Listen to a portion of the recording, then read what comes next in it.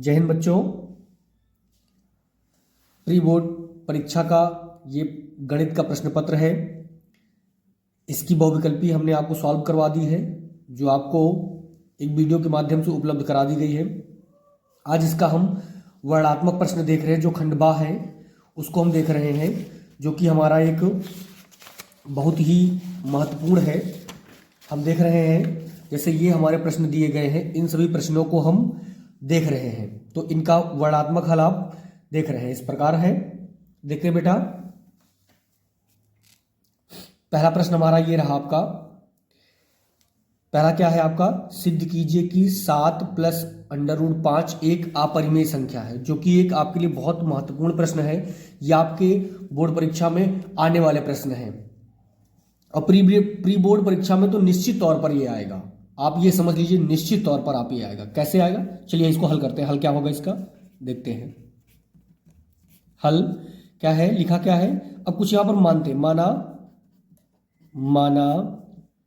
7 plus √5 एक अपरिमेय संख्या, sorry यहां पर हमें मानना है परिमेय, क्योंकि अगर हम माना करते हैं तो मानना हमें क्या है, माना 7 प्लस √5 एक परिमेय संख्या है। परिमेय संख्या है। जब हमने माना तो परिमेय संख्या क्या होती है, मान लिया। परिमेय संख्या को आप जानते हैं कि हम P/Q के रूप में लिख सकते हैं। तब 7 प्लस √5 बराबर P/Q। अब जहां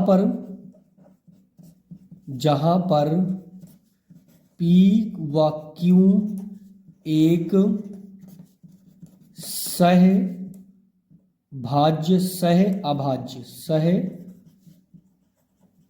अभाज्य संख्या है। अभाज्य संख्या है। जहां पर Q नॉट इक्वल टू 0 होना चाहिए। Q क्या होना चाहिए, नॉट इक्वल टू 0, मतलब जो Q है वो 0 के बराबर नहीं होना चाहिए। अब हम देखते हैं क्या करें।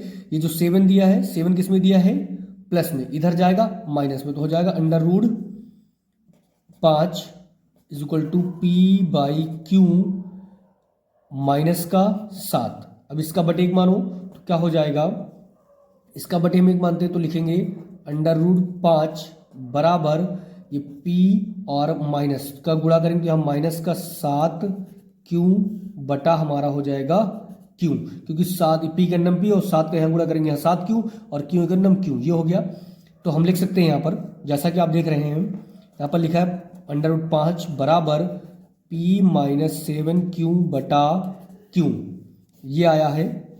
तब हम यहाँ पर देख रहे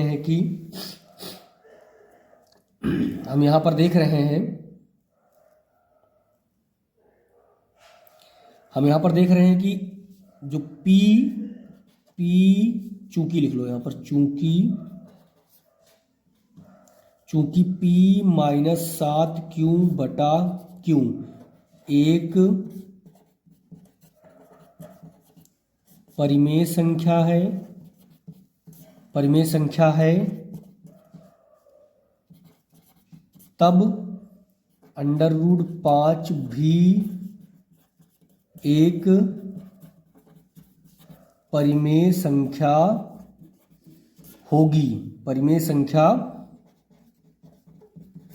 होगी। जो कि एक क्या है बेटा, विरोधाभास, जो कि एक विरोधाभास है। अतः √5 एक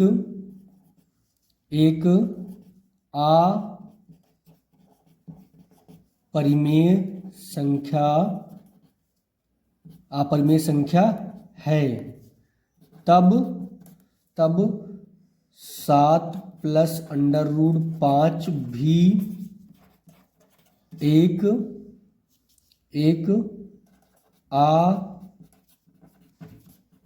अपरिमेय संख्या होगी होगी। ये आपका सवाल, देखिए आप सवाल ध्यान से देख लें बेटा, ये आपका सवाल सिद्ध हो चुका है। हमें इतना ही पेपर में लिखना है। ये तो पहला रहा जो कि हमारा 2 नंबर का प्रश्न है।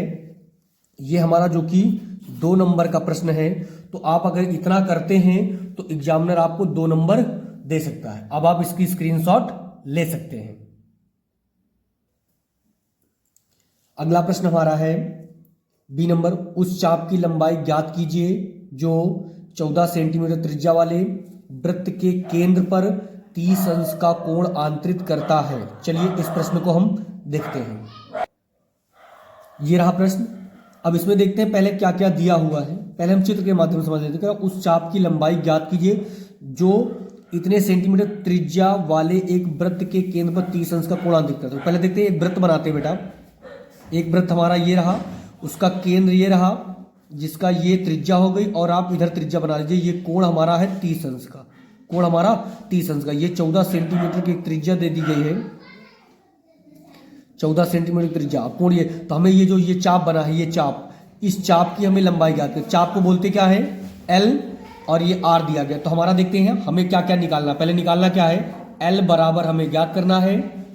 फिर यहीं पर अगर हम देखें एल बराबर ज्ञात करना है, और आर जो दिया है, आर बराबर, आर क्या है 14 सेंटीमीटर हमें ये दिया हुआ है, और हमें एल ज्ञात करना है। और थीटा का मान हमें दिया हुआ है। थीटा का मान क्या होता है, ये 30 अंश, थीटा का मान हमें दिया हुआ है।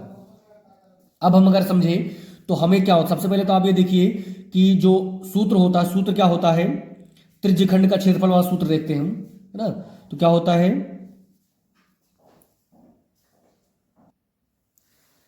त्रिज्यखंड का सूत्र देखते हैं बेटा पहले हम। तो त्रिज्यखंड का सूत्र क्या होता है, त्रिज्यखंड का क्षेत्रफल, त्रिज्यखंड का क्षेत्रफल बराबर जो सूत्र होता है वो हमारा होता है थीटा बटे 360 इंटू पाई आर स्क्वायर, ये होता है। और इसी के लिए एक और होता है, इसके बराबर में ही एक सूत्र होता है 1/2 एल इंटू आर, ये होता है। तो आप क्या कर सकते हैं, इन दोनों को एक साथ रख ले। इन दोनों को रखते बेटा कैसे, देखते हैं। 1/2 L into R is equal to theta बटे 360 गुणा पाई आर स्क्वायर। अब देखते हैं हमें एल निकालना है, बाकी सारी चीजों का आप इधर भेज दीजिए। तो क्या हो जाएगा, एल बराबर थीटा बटे 360 गुणा पाई आर स्क्वायर। अब आर हमारा किसमें, गुणा में, तो इधर जाएगा भाग में। तो आप यहां पर गुणा लगा के कर लें इसको भाग में। अब 2 हमारा किसमें है, भाग में, तो इधर हो जाएगा गुणा में। तो देखिए आर से एक आर कैंसिल कर दिया हमने, 2 से काटो, 2 एकम 2, 2 एकम 2, और एक बचा इधर 2 8 16, और ये 0। तो कहने का मतलब क्या आ गया कि एल बराबर थीटा बटा 180 गुणा पाई आर, ये आया। अब इसी पर हमें क्या करना है, रखना है।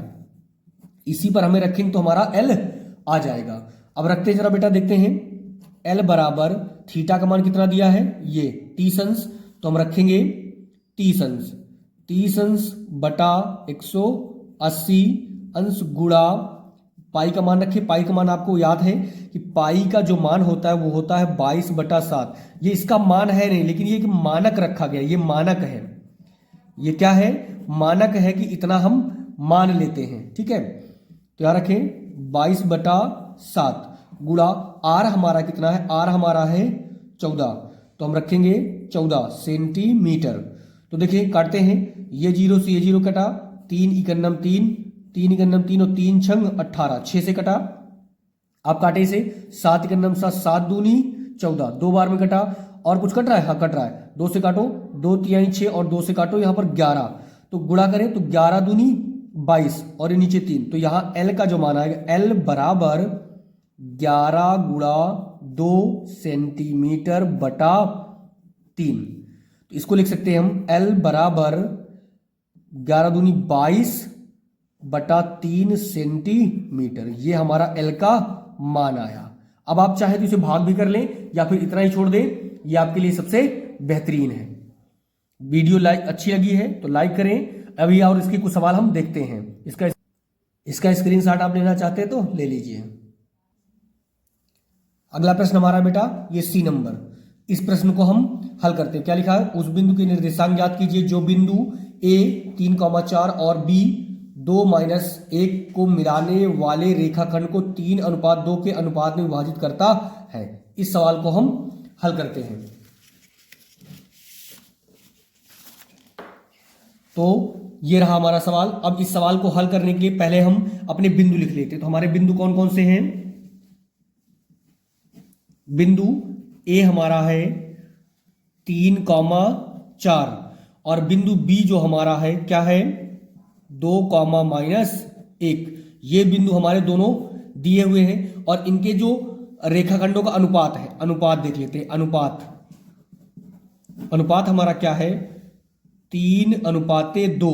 3:2। तो इनको मानने के लिए कुछ चीजें होती हैं, इन्हें क्या क्या हम माना जा सकता है। पहले तो हम देखते हैं, यहां पर आपको ना तो कहा है किस विभाजन से करना है, यहां पर केवल अनुपात में विभाजित कर रहा है तो उसके निर्देशांक ज्ञात करने। इसको दो तरीके से विभाजित कर सकते हैं, एक तो अंतः विभाजन और एक बाह्य विभाजन। एक अंतः विभाजन और एक बाह्य विभाजन, दो तरीके से। तो लेकिन सबसे ज्यादा जो महत्वपूर्ण होता है वो हमारा होता है अंतः विभाजन। तो हम अंतः विभाजन वाले सूत्र से देखते हैं। अंतः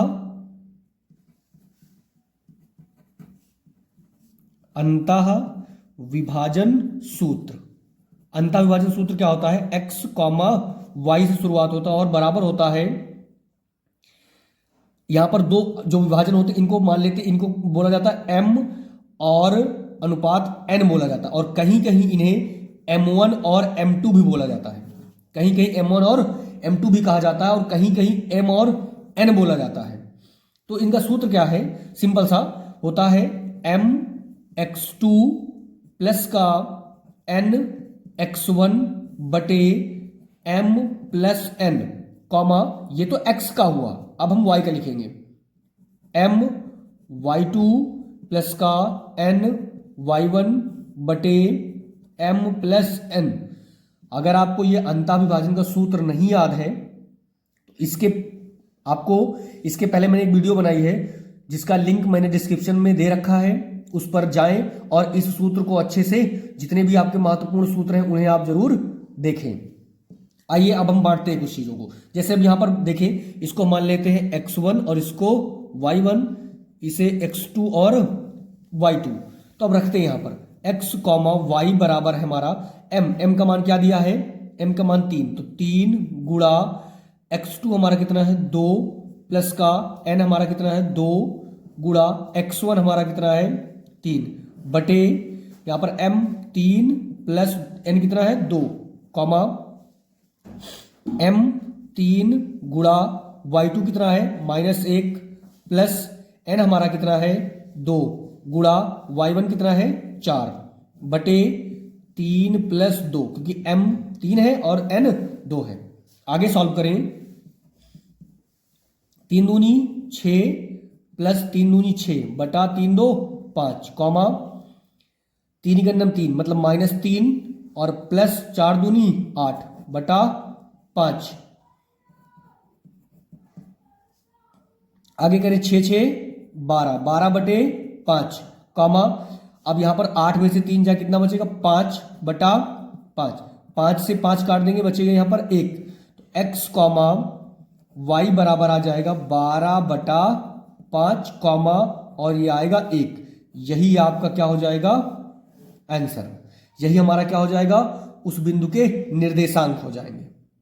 उस बिंदु के निर्देशांक कौन कौन मिले आपको, 12 बटा 5, कॉमा 1, यही आपके निर्देशांक।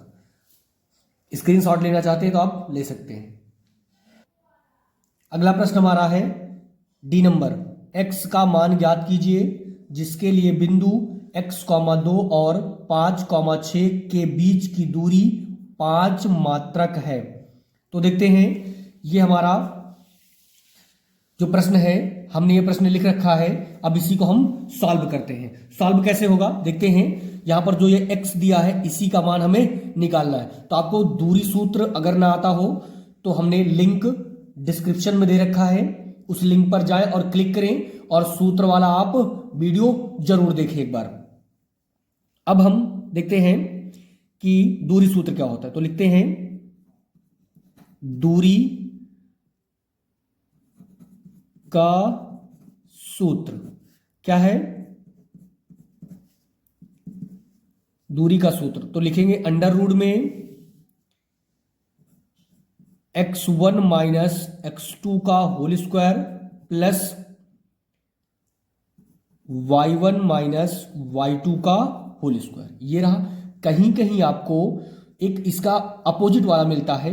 बहुत सारे बच्चे कहते हैं कमेंट में कि सर इसका तो दूसरा वाला हो, तो इसका दूसरा या तो आप ये लिखें या तो यहां पर या लिख करके आप ये लिख दिया करें, अंडर रूट में x2 माइनस x1 का whole square plus y2 minus y1 का होल स्क्वायर, ये होता है। तो आपके लिए ये दोनों ही महत्वपूर्ण सूत्र हैं।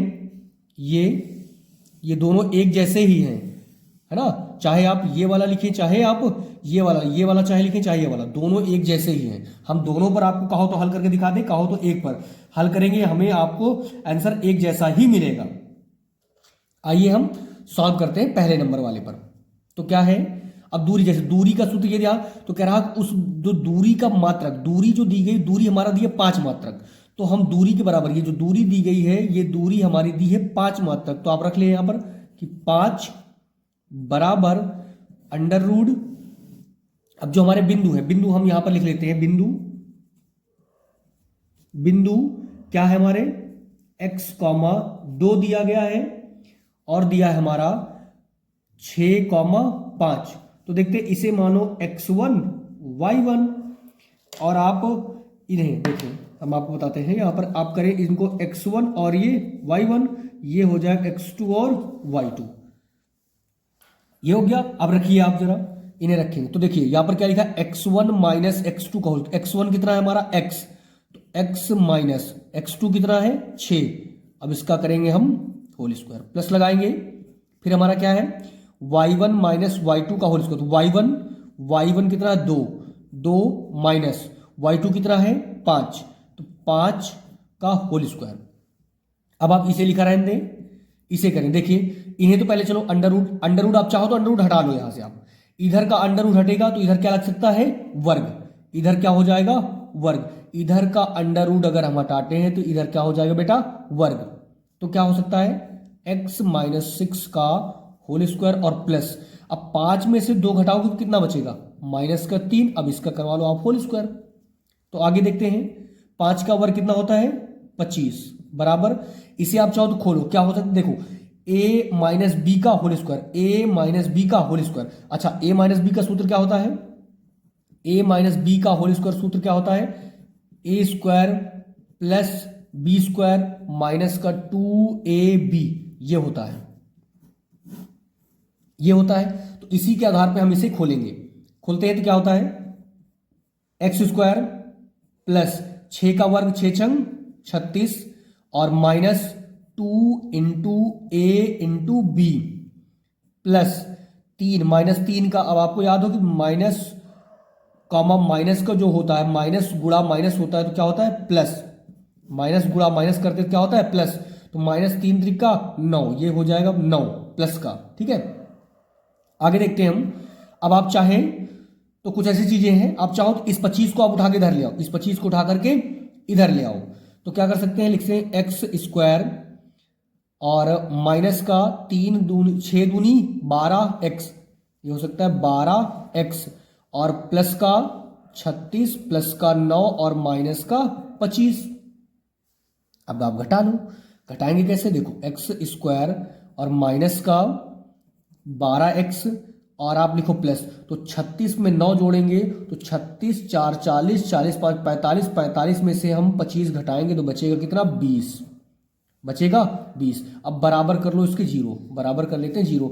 अब इसका निकालना है हमें गुणनखंड, तभी तो x का मान हम निकाल पाएंगे। तो इसका गुणनखंड हम देखते हैं। गुणा करने पे जो कोई ऐसी संख्या रखो जिनका आप गुणा करो तो गुणा करने पे आना चाहिए 20 और जोड़ने या घटाने पर, जोड़ने या तो घटाने पर वो हमें मिलना चाहिए 12।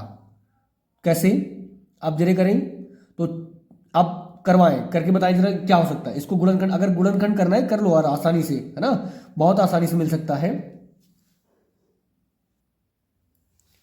तो ये रहा, आप करोगे तो 10 गुणा 2, तो 10 दूनी 20 हो सकता है, और 10 और प्लस का, यहां पर प्लस का 2 करोगे, माइनस करने की आपको आवश्यकता नहीं, 10 प्लस 2 तो 10 2 12, तो कर लेते हैं। यहां पर क्या हो सकता है, लेकिन चिन्ह क्या है, माइनस का, तो माइनस वाला विशेष ध्यान रखना पड़ेगा हमें। तो ये हो सकता है एक्स स्क्वायर माइनस का 10x और माइनस का 2x और प्लस का 20 बराबर 0। देखिए -10 और -2 जोड़ेंगे कितना 12, और 10 दूनी 20, माइनस माइनस प्लस आ जाएगा आराम से। इसमें से कॉमन क्या जा रहा है, x, तो जब हम x कॉमन करेंगे तो बचेगा क्या, यहां पर बचेगा x, भाई यहां पर एक्स स्क्वायर है, एक चला गया, एक बचा, माइनस यहां चला गया, बचा 10।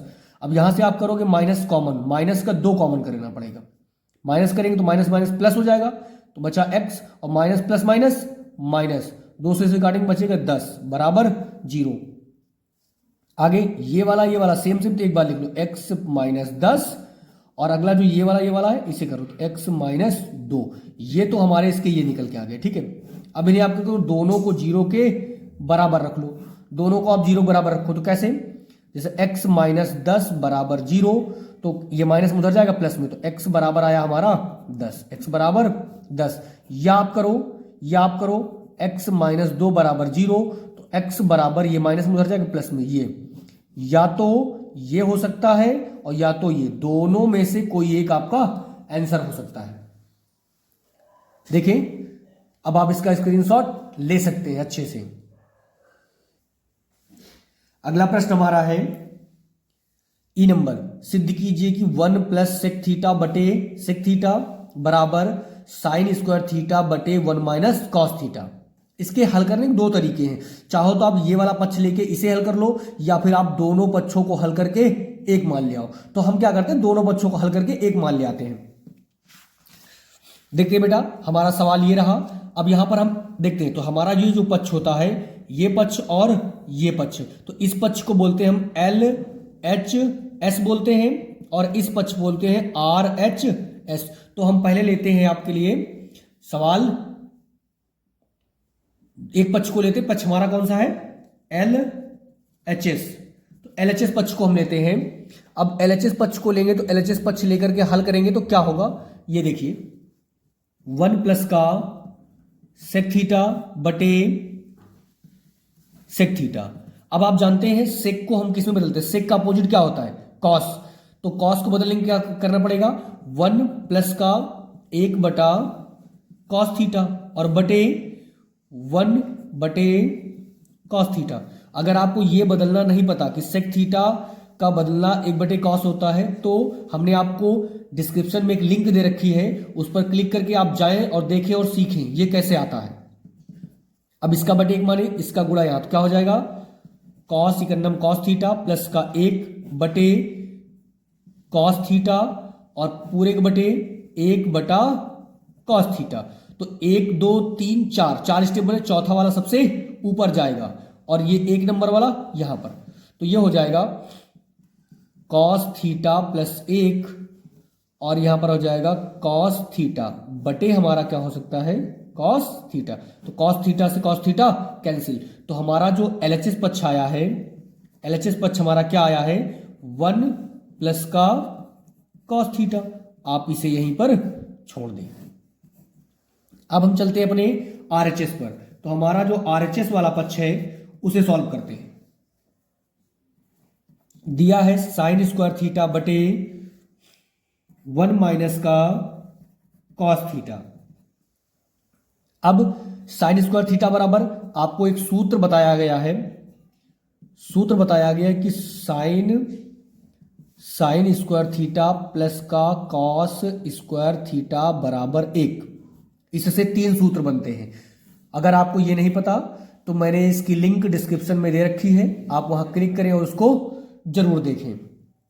तो साइन स्क्वायर थीटा बराबर होता है 1 माइनस का कॉस स्क्वायर थीटा बटा 1 minus cos theta, 1 minus cos theta.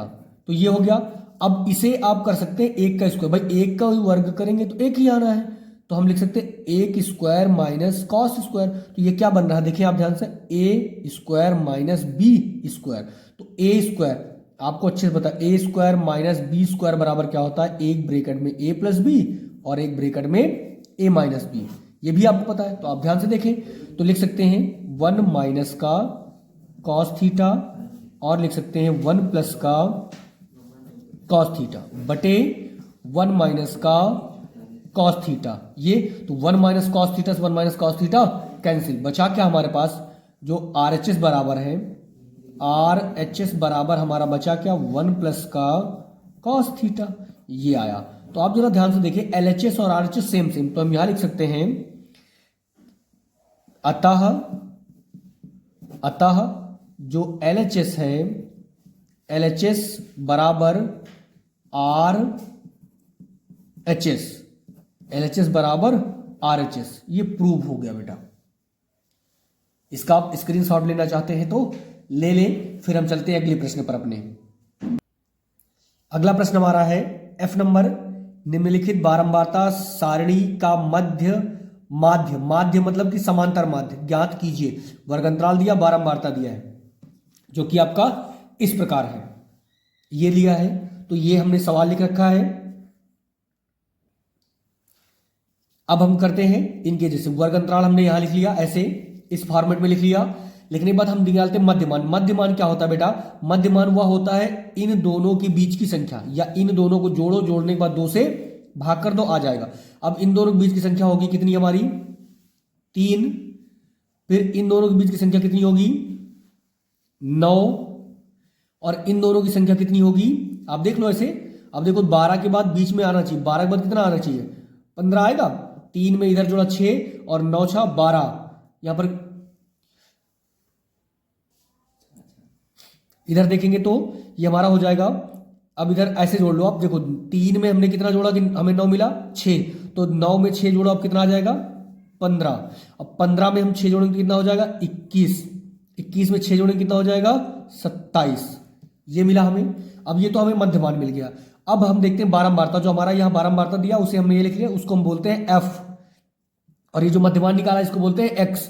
तो यहां पर निकालना एफ एक्स, दोनों का मल्टीपल। तो 5 तिहाई 15, 9 9 81, 15 और 10 का गुणा कितना, 150, 21 और 12 का गुणा, तो 12 एक नंबर 12 के 2 हासिल 1, 12 दूनी 24, 24 1 25, 252, 27 गुणा 4, तो 4 सते 28 हासिल 2 और 4 दूनी 8, 8 2 10, ये आया 108। अब इन सबको जोड़ेंगे, इनको जब हम जोड़ते हैं तो ये हमारा आएगा 606। इन्हें आप जोड़ लेना, जोड़ने के बाद आप देखेंगे 606 आएगा। अब इन्हें हम जोड़ेंगे तो देखिए 10 10 4 14, 14 और 12 हमारा हो जाएगा 26। और 26 में 5 जोड़ेंगे कितना हो जाएगा, 41, 31, 31 में 9 जोड़ेंगे 40। ये आया, इतना हमने कर लिया। अब समांतर माध्य जो बराबर होता है, माध्य बराबर, आप देखें माध्य बराबर होता है सिग्मा एफ इंटू एक्स बटा सिग्मा एफ होता है। ये हो गया। अब इस पर आप मान रख दे, सिग्मा एफ एक्स हमारा कितना है, 606 बटा सिग्मा एफ कितना है, 40। ये हो गया। अब आप करें इसको 4 से भाग कर लें। जब 4 से आप भाग करेंगे तो देखिए 4 एक नम 4 बचा 10, और 4 से करेंगे तो 4 एक नम 4, यहां बचा 20 और इधर 2 बचा, इधर गया 20, 4 पंचे 20, 15 आया। फिर यहां पर बचा कितना, यहां पर कुछ नहीं बचा है, यहां पर कुछ नहीं बचा केवल 6 है ना। तो दशमलव लगाना पड़ेगा हमें, ठीक है, क्योंकि अगली संख्या उतारने के लिए हमें क्या चाहिए, दशमलव चाहिए। तो हम दशमलव लगाएंगे, तो यहां पर आ सकता है आपका यहां ये, फिर यहां पर 1 4 एक नम 4, फिर वही बचा ये, तो ये जाएगा आपका 1 दशम, ये आ जाएगा आपका, सॉरी यहां पर गलती हो रही है हमसे। यहां पर हम करेंगे 4 एक नम 4 काटेंगे इसको, और फिर उसके बाद हम दशमलव लगाएंगे, तो ये आ जाएगा आपका 100.5 और बटा हमारा 10।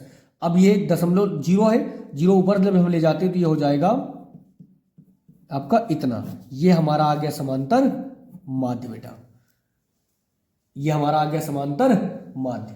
अब आप इसका स्क्रीनशॉट लेना चाहते हैं ले लिए। फिर हम अगले चलते हैं अगले प्रश्न पर। आइए हम चलते हैं अपने अगले प्रश्न पर। हमारा अगला प्रश्न है दूसरा प्रश्न है, किन्हीं 5 खंडों को इनमें से हल करना है। तो हम 5 हल करेंगे। पहला प्रश्न हमारा है, इसका पहला है, दो संकेंद्रीय वृत्तों की त्रिज्याएं 3 सेंटीमीटर और 5 सेंटीमीटर है। बड़े वृत्त की उस जीवा की लंबाई ज्ञात कीजिए जो छोटे वृत्त को स्पर्श करती है, जो छोटे वृत्त को स्पर्श करती है, उसकी लंबाई ज्ञात करनी है। तो आइए देखते हैं बेटा हम क्या है। ये हमने प्रश्न है और इसमें हमने बनाया है हुआ है, कह रहा है ना दो संकेंद्रीय वृत्त, तो हमने एक बड़ा वृत्त बना रखा है और एक छोटा वृत्त बना रखा है। उनके जो केंद्र हैं वो एक जैसे बनाए हैं, केंद्र को O माना है, और उससे देखो छोटे वृत्त की जो हमने त्रिज्या मानी है 3 सेंटीमीटर, ये दिया हुआ है यहां पर, ये देखिए। फिर बड़े वृत्त की जो त्रिज्या हमने यहां मानी है वो, और कह रहा छोटे वृत्त को स्पर्श करने वाली एक जीवा हमने खींची, जीवा की जो जीवा हमारा क्या AB, लिखते हैं यहां पर कि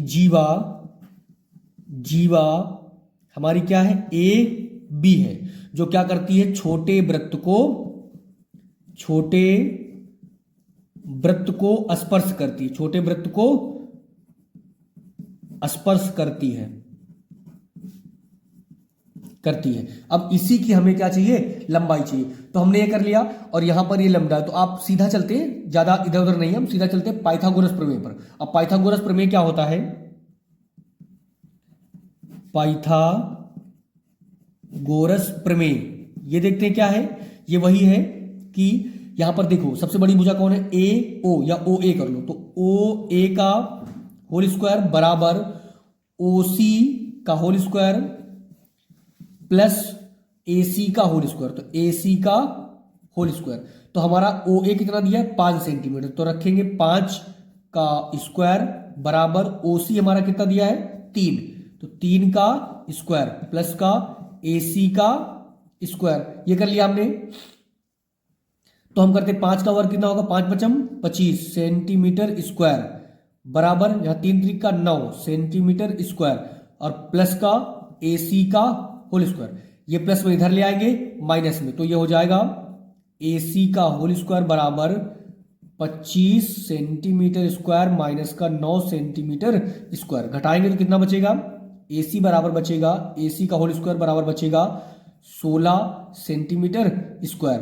तो इधर स्क्वायर लगा हुआ है, इधर से स्क्वायर हटाएंगे इधर क्या लग जाएगा अंडर रूट, तो AC is equal to under root 16 centimetre square.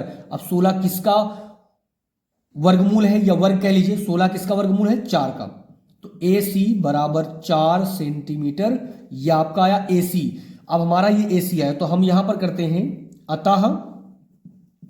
अतः जो AB है वो AB 2 भागों में बटा है। AB किस भागों में बटा, 2 भागों में। कैसे हम लिख सकते हैं, AB बराबर AC प्लस का BC, लेकिन ये A और C जो है AC बराबर हमारा क्या है BC, AC बराबर BC है, ये AC जो है BC के बराबर, तो हम वहां रखें तो AB की लंबाई हमें चाहिए, तो AB बराबर क्या है AC प्लस का BC, तो AB हमारा है AB और AC हमारा कितना है AC हमने निकाला अभी 4 सेंटीमीटर, तो 4 सेंटीमीटर प्लस BC बताया किसके बराबर AC की, तो AC कितना 4 सेंटीमीटर, तो उसके बराबर रख देंगे, तो ये हो जाएगा AB हमारा हो जाएगा 4 8 सेंटीमीटर, ये हमारा आया AB। ये जो स्पर्श, ये जो जीवा AB है ये छोटे वृत्त को स्पर्श करती है, AB की लंबाई हमने निकाली 8 सेंटीमीटर। इसका आप स्क्रीनशॉट लेना चाहते हैं तो ले सकते हैं अच्छे से। अब दूसरे का B नंबर है, सिद्ध कीजिए कि एक त्रिभुज की एक भुजा के समांतर खींची गई सरल रेखा अन्य 2 भुजाओं को जिन 2 बिंदुओं पर प्रतिच्छेद करती है वे बिंदु भुजाओं को समान अनुपात में विभाजित करते हैं। तो इस प्रश्न को हम देख रहे हैं बेटा, आइए देखते हैं। ये रहा हमारा प्रश्न वही लिखा है, एक बार आप प्रश्न को पढ़ें ध्यान से, उसके बाद हम फिर बात करते हैं प्रश्नों पर। ये रहा, तो इसमें कुछ चीजें हमें लिखनी, जैसे हमें ये त्रिभुज बनाना, चित्र बनाना, तो इसमें क्या है, माना ये उपपत्ति है, क्या है बेटा उपपत्ति है, ये उपपत्ति है ये, तो उपपत्ति हमने देखा, उपपत्ति में माना यहां त्रिभुज ABC इस प्रकार है कि DE जो है, ये जो DE है ये BC के समांतर है, ये समांतर, डबल का मतलब होता है ये लगा तो समांतर, तथा DE जो है DE AB तथा AC को क्रमशः D तथा E पर प्रतिच्छेद करती है। देखो यहां पर ये कर रही और यहां पर ये कर रही है, तो हमें सिद्ध क्या करना है, हमें ये सिद्ध करना है, हमें ये सिद्ध करना है बेटा, यही तो आपका, और इसे ही हम कहते हैं थेल्स प्रमेय। क्या कहते हैं बेटा? थेल्स प्रमेय कहते हैं, इसे हम कहते हैं थेल्स प्रमेय कहते हैं। तो आइए इसे सिद्ध करते हैं। छोटा सा है, ज्यादा बड़ा नहीं है, छोटा सा है बेहद। करते हैं।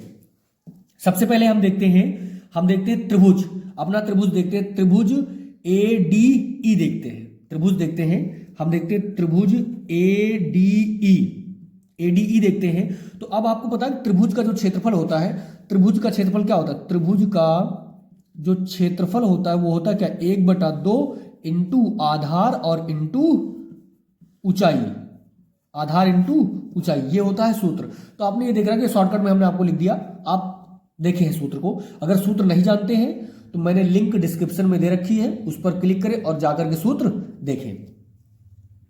ये हो गया, ये हमने लिखा त्रिभुज ADE। तो ADE अब बटे कर लो, यहीं पर बड़ा वाला ADE का क्षेत्रफल लिख लो, ADE का क्षेत्रफल बटा हमारा हो जाएगा त्रिभुज DBE। ये हमने ये बना रखा, ये वाला जो है, ये वाला ADE के बराबर वाले पे करना। तो क्या लिखेंगे? त्रिभुज DBE का क्षेत्रफल बराबर क्या हो जाएगा? वही लिखेंगे आपको कि 1/2 गुणा आधार। अगर हम चेक करें आधार इसमें क्या है, आधार हमारा हो जाएगा AD, इसका जो आधार होगा वो AD होगा, ठीक है, क्योंकि हम इसको बीच में हमने जिसे लिया वो रखेंगे। तो इसका आधार क्या हो जाएगा? AD, या आधार AD या नहीं, ऊंचाई देखते हैं। सबसे पहले हम ऊंचाई देखें तो त्रिभुज को हम पलटेंगे, ऊंचाई हमारा क्या हो जाएगी? EL, ऊंचाई क्या हो जाएगी? EL। तो रखेंगे यहां पर EL इंटू, अब आधार की बात करें तो आधार, जब ऊंचाई ये देखी तो यहां पर 90 का कोण बनना है, तो हमारा जो आधार होगा ये होगा AD। तो क्या हो जाएगा? AD बटे फिर 1/2 गुणा। अब हम देखते हैं अगर इस त्रिभुज में अगर हम चेक करें DBE में अगर हम आधार की बात करें तो आधार हमारा DB हो जाएगा, और ऊंचाई जो हमारी हो जाएगी क्या हो जाएगी? वो EL ही होगी, EL ही इसकी भी ऊंचाई होगी। तो यहां पर क्या लिखेंगे? यहां पर हम लिखेंगे DB गुणा का EL, हमने ये लिखा। तो यहां पर कौन कौन सी चीजें कट रही देखो जरा, 1/2 से 1/2 कट गया, EL से EL कटा, बचा क्या हमारे पास? AD बटा का DB। अब आप इसे चाहो तो समीकरण 1 मान लो, आप इसे आप समीकरण 1 मान लो। आगे फिर हम देखते हैं, आगे इसी प्रकार अगर हम बात करें तो हमारा त्रिभुज क्या होता है? ADE पहले ये ले लेंगे और इसके बाद हमारा त्रिभुज एक ये बनता है DCE वाला, एक ही वाला त्रिभुज बनता है, तो उस पर हम करेंगे। तो हम सेम यही करेंगे, इस पर लिखेंगे इसी प्रकार त्रिभुज ADE का क्षेत्रफल बटा हमारा हो जाएगा त्रिभुज ECD का क्षेत्रफल, ECD का क्षेत्रफल। अब आप देखिए कहा ECD, तो ये देखिए ये वाला जो हम कर रहे हैं ऐसे बना रहे हैं, ये देखिए ये वाला, तो ECD वाला क्षेत्रफल। तो देखते हैं वही होगा सेम 1/2, और इसका ADE का जो ADE दिया है, ADE का आपकी क्या हो जाएगा? आपकी इसके अनुसार अगर हम ले तो ADE का क्या हो जाएगा? ADE की जो आधार होगा, ADE का जो आधार होगा आपकी होगा AE, आपकी इसके अनुसार, क्योंकि आपकी हमें इस त्रिभुज के अनुसार लेना पड़ेगा ना बेटा। तो इसके अनुसार लेंगे तो ये वाला हम देखेंगे, ये वाला ऐसे, तो इस पर जाएंगे तो ये ऐसे ये वाला जाएगा, तो इसकी जो ऊंचाई होगी ये DM होगी, और इसका जो आधार होगा AE होगा। तो क्या हो जाएगा? AE गुणा इसका जो आपका ऊंचाई DM होगी, क्या होगी? DM होगी, और बटे, अब इसके आधार की बात करें, जो त्रिभुज हमारा ECD लिया है इसका आधार EC हो जाएगा, 1/2 गुणा आप EC और गुणा, अब इसकी ऊंचाई की बात करें भाई, इसकी ऊंचाई तो हमने यही ली है ना DM, तो DM इसकी क्या हो जाएगी? ऊंचाई। अब DM से DM कैंसिल, 1/2 से 1/2 कैंसिल, आया हमारा AE बटा EC। अब इसे हम मान लेते हैं समीकरण 2, इसे मान लेते हैं समीकरण 2। अब समीकरण 1 और 2 से, समीकरण 1 और 2 से, समीकरण 1 और 2 से आप चाहो तो इसमें लिख सकते हैं हम कि जो DBE का क्षेत्रफल है वो ECD के क्षेत्रफल के बराबर है। जो हमारा क्या है, DBE का जो क्षेत्रफल है वो EDC के क्षेत्रफल के बराबर है। आप लिख लो यहां पर थोड़ा सा, त्रिभुज हमारा है DBE का क्षेत्रफल बराबर है किसके, त्रिभुज ECD के क्षेत्रफल के, D का क्षेत्रफल। ये दोनों आपके लिए बहुत महत्वपूर्ण चीजें बताई जा रही हैं यहां पर बेटा, ये सबसे महत्वपूर्ण है। अब आप इसे समीकरण 3 मान सकते हैं, ये हो गया। अब इसके बाद क्या कर सकते हैं, समीकरण यहां पर देख लेते हैं, समीकरण यहां लिख लेते हैं, समीकरण 1, 2 व समीकरण 3 से, जब समीकरण हम 3 से करेंगे तो क्या हो जाएगा, वही हमारा AD बटा DB बराबर AE बटा EC। ये हो गया हमारा बेटा सिद्ध, ये हमने कर दिया इसे सिद्ध, ये हमारा हो गया सिद्ध। अब आप स्क्रीनशॉट इसका ले सकते हैं अच्छे से। हमारा अगला प्रश्न है बेटा, 2 क्रमागत धनात्मक पूर्णांक ज्ञात कीजिए जिनके वर्गों का योग 365 है। तो इसे हम सॉल्व करते हैं बेटा, इसे हम सॉल्व करते हैं, हम इसे सॉल्व करते हैं। तो हमारा जो ये प्रश्न है इसमें कहना क्या चाह रहा है, कह ये रहा है कि 2 क्रमागत कोई धनात्मक पूर्णांक है और जिनके वर्गों का योग 365 है। तो चलिए मानते हैं, माना पहली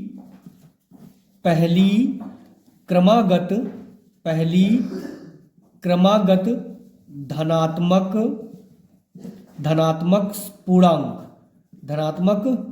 पूर्णांक बराबर हमारा है x, और यहीं पर लिखते हैं दूसरी क्रमागत धनात्मक पूर्णांक हमारा है x+1।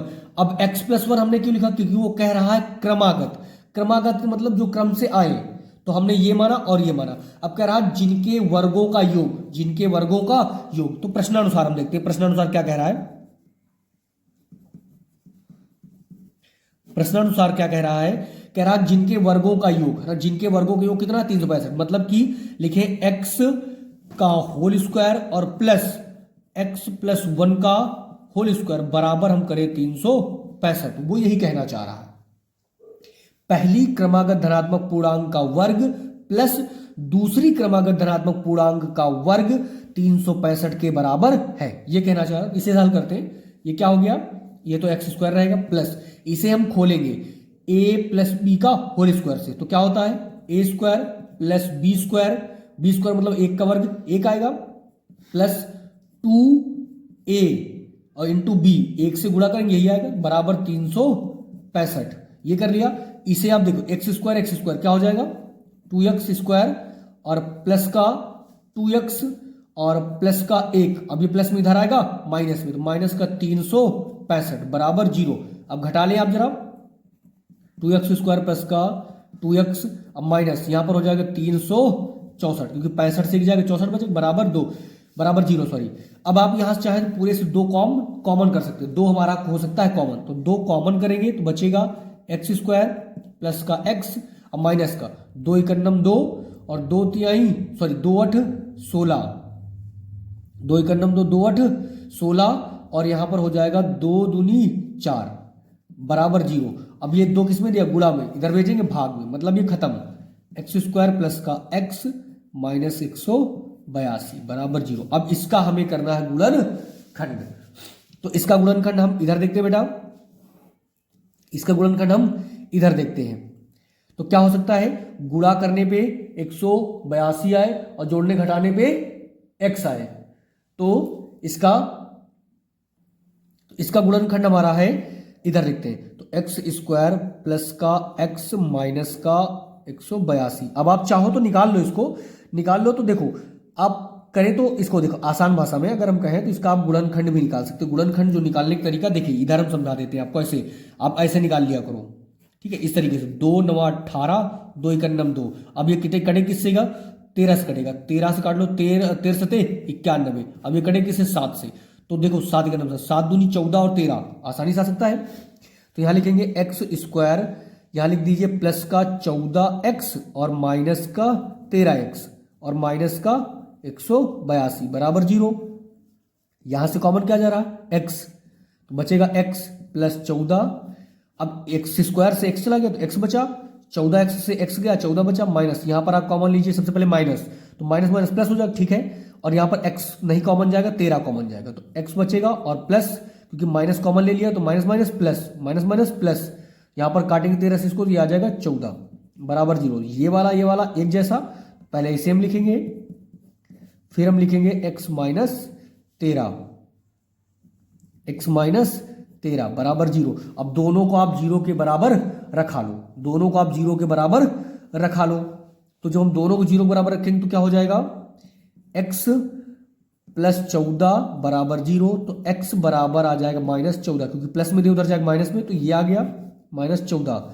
अगला जब हल करेंगे तो x माइनस 13 बराबर 0, ये माइनस में उधर जाएगा प्लस में, तो x बराबर आ जाएगा हमारा प्लस का 13। ये तो आपको याद अच्छे से कि कभी भी कोई ऋणात्मक मान नहीं लिया जाता, तो हम ये ऋणात्मक मान ना लेकर के हम ये प्लस वाला लेंगे, ये प्लस वाला। तो हम यहां रखते हैं, तो ये कितना आया 13, और इसको अगर हम देखें तो ये कितना आ जाएगा 13 प्लस 1, तो ये कितना आ जाएगा हमारा 14, और यही दोनों हमारे आंसर हो जाएंगे, यही दोनों हमारे आंसर हो जाएंगे।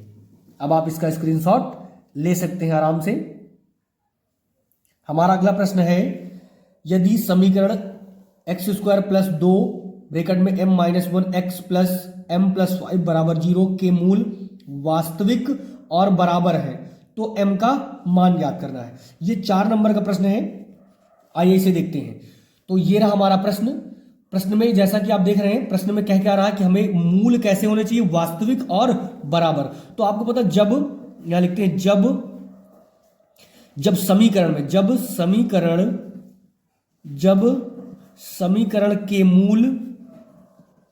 के मूल वास्तविक और बराबर होते हैं तो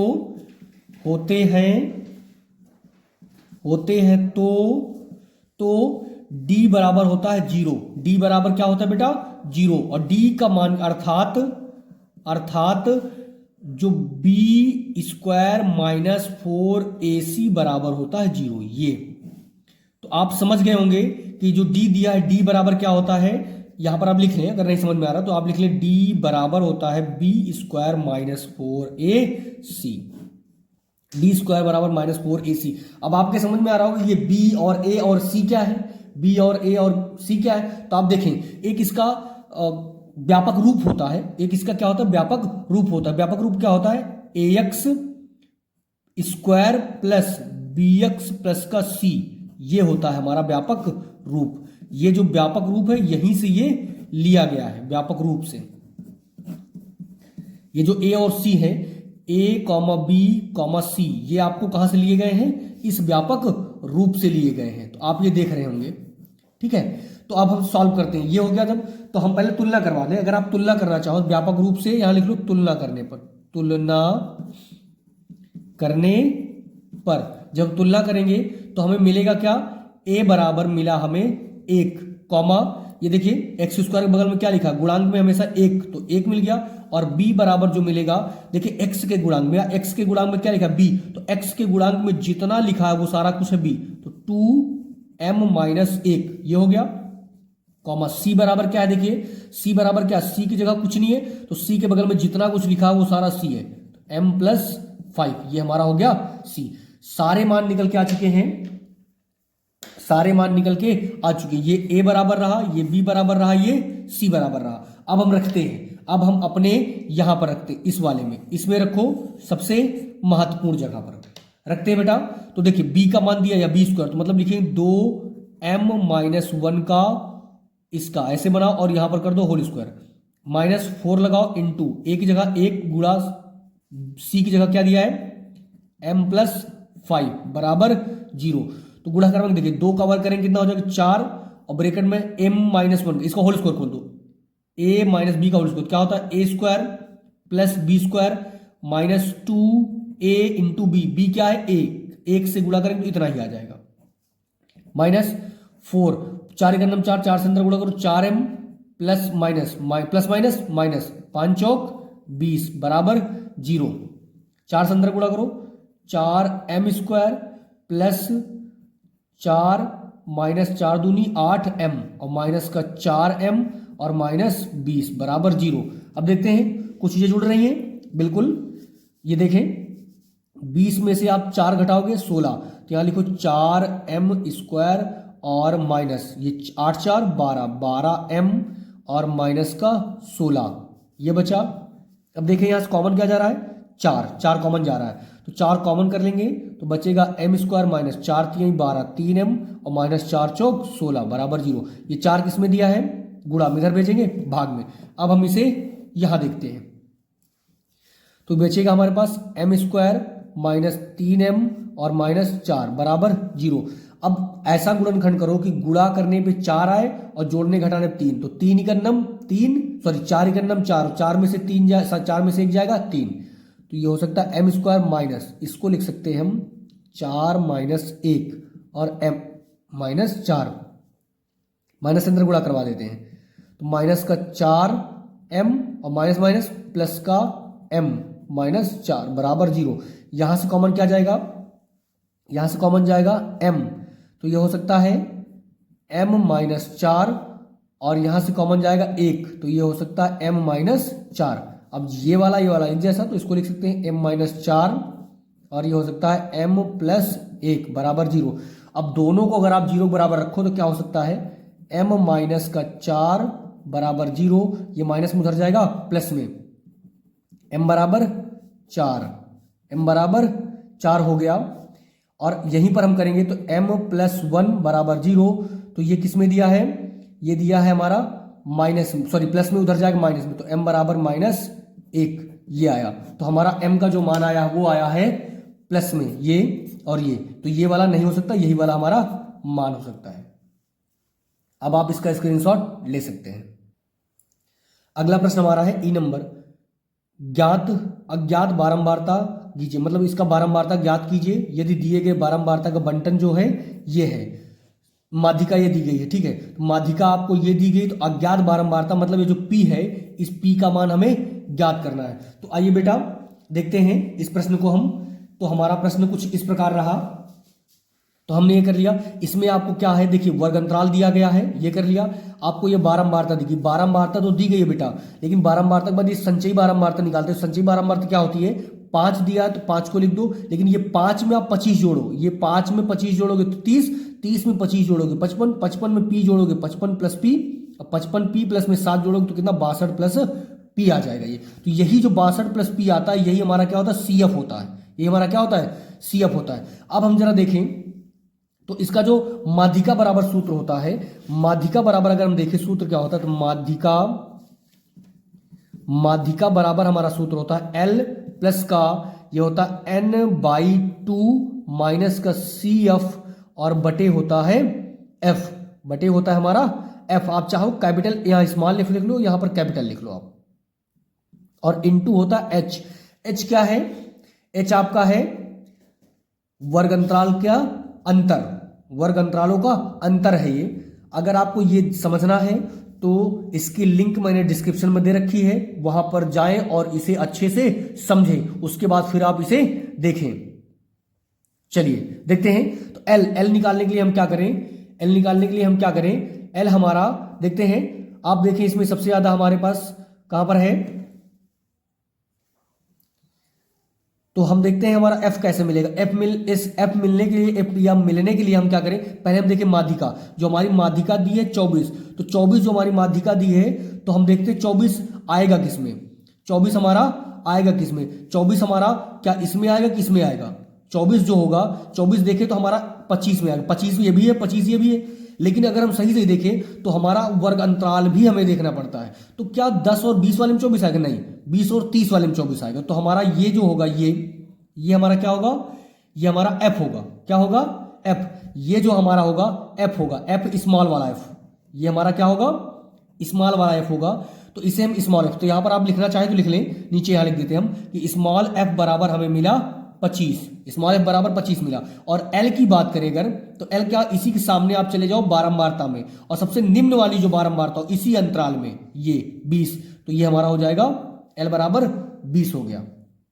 l बराबर क्या हो गया, 20। अब इन दोनों का अंतर ले लो, इन्हीं दोनों का अंतर ले लो। 30 में से 20 जाए क्या बचेगा, 10। तो ये जो 10 होगा ये हमारा होगा h, ये 10 क्या होगा, h होगा। अब हम देखें जरा, तो हमारा ये होगा अब n/2। अब आप देख रहे हो CF क्या होगा, तो CF क्या होता है, CF होगा आपका उसके ऊपर वाला। यहां पर जाओ, इसके सामने आप यहां जाओ, और यहां के सामने इसको छोड़ करके इसके ऊपर वाले पे जाओ। इसके ऊपर वाले जब जाएंगे तो ये हमारा क्या हो जाएगा, CF। तो CF हमारा क्या है, आप यहां कॉमा करके लिख लो CF। CF बराबर क्या मिला हमें, 30। CF बराबर मिला 30। अगर n/2 की बात करें, n/2, अगर n देखें तो n तो हमारा ये है, इसी को हम n भी बोलते हैं बेटा। क्या बोलते हैं, n। तो n/2 2 लगाएंगे, तो यहां लिखते हैं l बराबर क्या दिया है, पहले तो माध्यिका हमारी क्या दी गई है, 24। माध्यिका यहां पर दी है आपको 24, तो 24 बराबर l कितना है, 20 प्लस का n/2, तो n हमारा कितना है 62 प्लस का p, और इसका बटे लगाएंगे 2, और माइनस का हमारा CF हमने कितना निकाला, 30। तो लिखेंगे 30 और लगाओ पूरे का बटे। अब f हमारा कितना है, f जो हमारा है वो कितना है 25, f हमारा 25 गुणा यहां पर h कितना है 10। तो इसे सॉल्व करते हैं अब हम इधर देखते हैं ध्यान से। इसका बटे 1 मानो, इसका गुणा यहां पर करो। तो पहले तो ये जो प्लस में दिया है इसे आप इधर ले आओ, तो किस में हो जाएगा, माइनस में। तो 24 में से 20 जाए कितना बचेगा, 4 बराबर। अब इसका गुणा यहां क्या हो जाएगा, 62 प्लस का p और माइनस 30 दूनी 60 बटा 2 इकन्नम 2, और पूरे के बटे हो जाएगा 25। ये हो गया।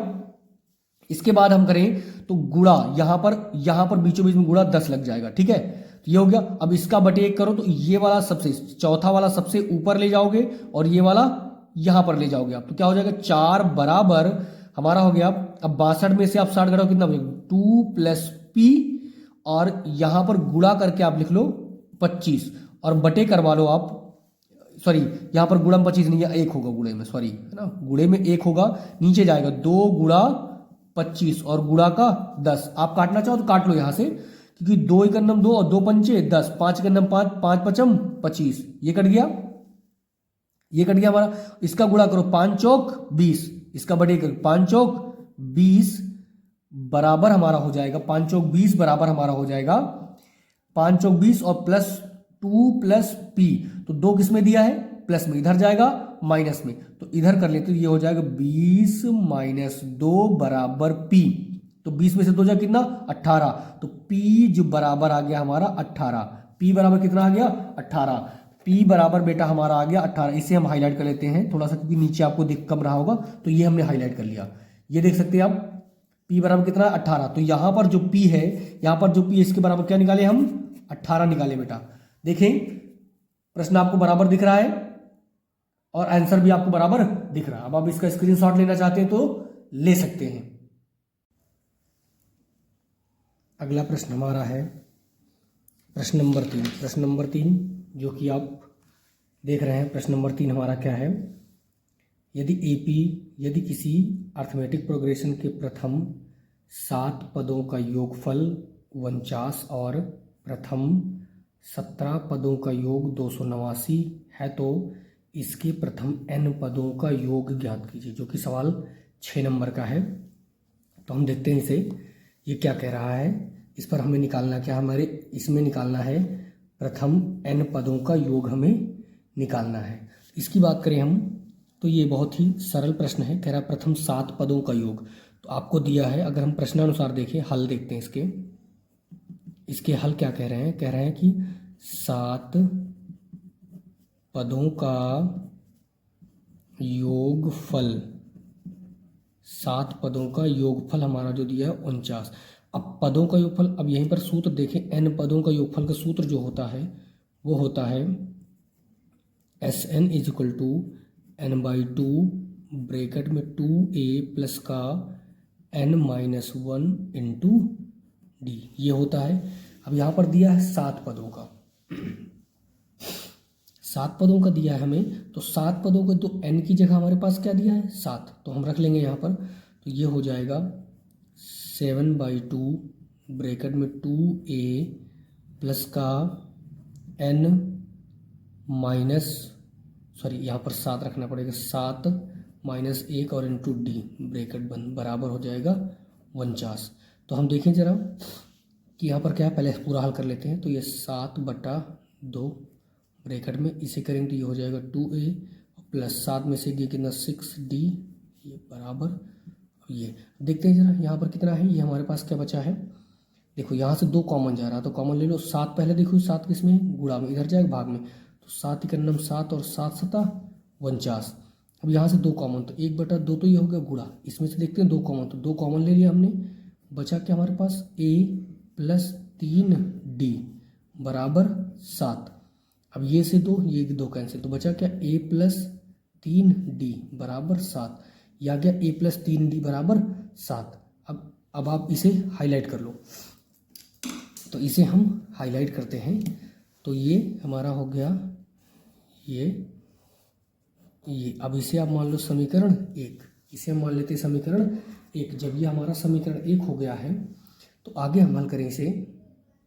तो आगे क्या कह रहा है ये,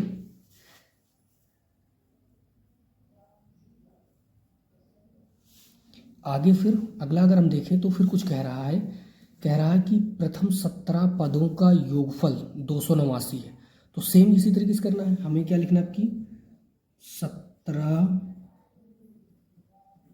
पदों का योगफल, 17 पदों का योगफल कितना दिया है 289 दिया है, ये लिखा है। तो 17 पदों को वही करेंगे, 17/2 ब्रैकेट में 2a प्लस का, अब 17 जैसे मैंने यहाँ पर किया 7 पदों का दिया था, तो हमने यहाँ पर क्या किया था 7 माइनस 1 किया हुआ था। अब 7 में से 1 घटा लिया था, कितना बचा 6, तो हम भी यहाँ पर करेंगे 17 में से 1 घटाएंगे, क्या बचेगा 16d ब्रैकेट बंद कर दो 289। अब देखते हैं 17 का वर्ग ही है, तो 17 से इसे काट लो, 17 इधर गुणा में दिया, इधर जाएगा भाग में, तो 17 इकन्नम 17 और 17 होता है 289। यहाँ से 2 कॉमन कर लो, तो 2/2 ब्रैकेट में यहाँ 2 चला गया, बचा क्या a प्लस का 2 से इसको 2 8 16d ब्रैकेट बंद, और यहाँ पर बचा 17। 2 से 2 हमने काट लिया, 2 से 2 हमने काट लिया। अब नीचे बचा क्या हमारे पास, जरा नीचे हमारे पास बचा क्या है, नीचे हमारे पास बचा हुआ है 2 से 2 हमने काट लिया, तो बचा क्या हमारे पास, ये इसको हम ऊपर लिखते हैं, यहाँ पर लिख लेते हैं। यहाँ पर हमारे पास बचा क्या है, यहाँ पर बचा है a प्लस का 8d बराबर बचा है 17, ये बचा हुआ है। अब ये तो आया, चलो इसको भी हाईलाइट कर लेते हैं हम, इसको हाईलाइट करके समीकरण 2 बना लो, इसको हाईलाइट करके समीकरण 2 बना लो, इसे हाईलाइट करके समीकरण 2 बना लो। अब समीकरण 2 से ही, अभी तो समीकरण 2 से ही कुछ करते हैं बेटा, है ना, समीकरण 2 से ही, है ना, समीकरण 2 से, समीकरण 2 से करेंगे तो इसे तोड़ लो, इसे तोड़ो, क्या लिखे a प्लस, अब इसे क्या लिख सकते हैं, इसे 3d प्लस का 5d 8 बनाना है ना, बराबर 17। तो देखो जरा, इतने का तो मान हमारा कहीं दिया हुआ, इतने का मान हमारा ये दिया हुआ है, दिया ना, इतने का मान ये दिया हुआ है, दिया है, तो यहाँ उठा के रख लो इतने का मान, है ना, यहाँ पर उठा के आप इसे रख लो। तो यहाँ पर इतने का मान दिया a प्लस 3d का मान कितना दिया 7, तो रख लेंगे 7 प्लस 5d बराबर 17। 7 किस में दिया प्लस में, इधर जाएगा माइनस में, तो हो जाएगा 5d बराबर 17 माइनस 7, तो बचेगा कितना 5d बराबर बचेगा 10। 5 किस में दिया गुणा में, इधर जाएगा भाग, 5 का नंबर 5 5 दूनी 10, तो d बराबर कितना आ गया 2। जो d का मान आया वो हमारा कितना आया, d का मान हमारा आया है 2। अब डी का मान आया तो डी का मान उठा के आप किसी भी समीकरण में रख लो, चाहे समीकरण 1 में रखो चाहे समीकरण 2 में रखो। तो लिखते हैं डी का मान, डी का मान समीकरण एक लिख लेना बेटा, एक या है ना समीकरण 2 में रखने पर, जब हम रखेंगे, जब हम इसे उठाकर रखेंगे तो क्या हो जाएगा, ये हो जाएगा 7। अब यहाँ पर रखते हैं जरा हम, तो ये उठा के आप यहाँ रख लो, समीकरण 1 या 2 किसी में रख लो, तो क्या हो जाएगा a प्लस का 3 गुणा 2 बराबर 7, 3 दूनी 6, तो ये हो जाएगा a प्लस 6 बराबर 7। तो ये आगे देखते हैं यहाँ पर, तो ये हो जाएगा, क्या हो जाएगा, अब ये 7 6 किस में दिया है, ये 6 जो दिया है प्लस में इधर जाएगा माइनस में, तो ये हो जाएगा a बराबर 7 माइनस 6, तो a बराबर कितना आ गया, a बराबर हमारा आ गया 1, a बराबर आ गया 1। अब a बराबर 1 आया है तो इसे भी हम हाईलाइट कर लेते हैं, a बराबर 1 आया, इसे भी हम हाईलाइट कर लेते हैं। अब अगला जो है आगे पूछ क्या रहा है हम ये देखते हैं, पूछ रहा है इसके प्रथम n पदों का योगफल ज्ञात कीजिए। तो प्रथम n पदों का योगफल, इसके लिए एक महत्वपूर्ण सूत्र है, प्रथम n पदों का योगफल सूत्र के लिए मैंने आपको सूत्र बता रखा है और उस वीडियो की लिंक मैंने आपको डिस्क्रिप्शन में दे रखी है, वहाँ पर जाएं और उस वीडियो को जरूर देखिए क्योंकि सूत्र वहाँ बताया गया है। तो n पदों का योगफल, n पदों का योगफल बराबर जो सूत्र होता है वो होता है n/2 ब्रैकेट में 2a प्लस का n-1 इंटू डी, ये सूत्र होता है।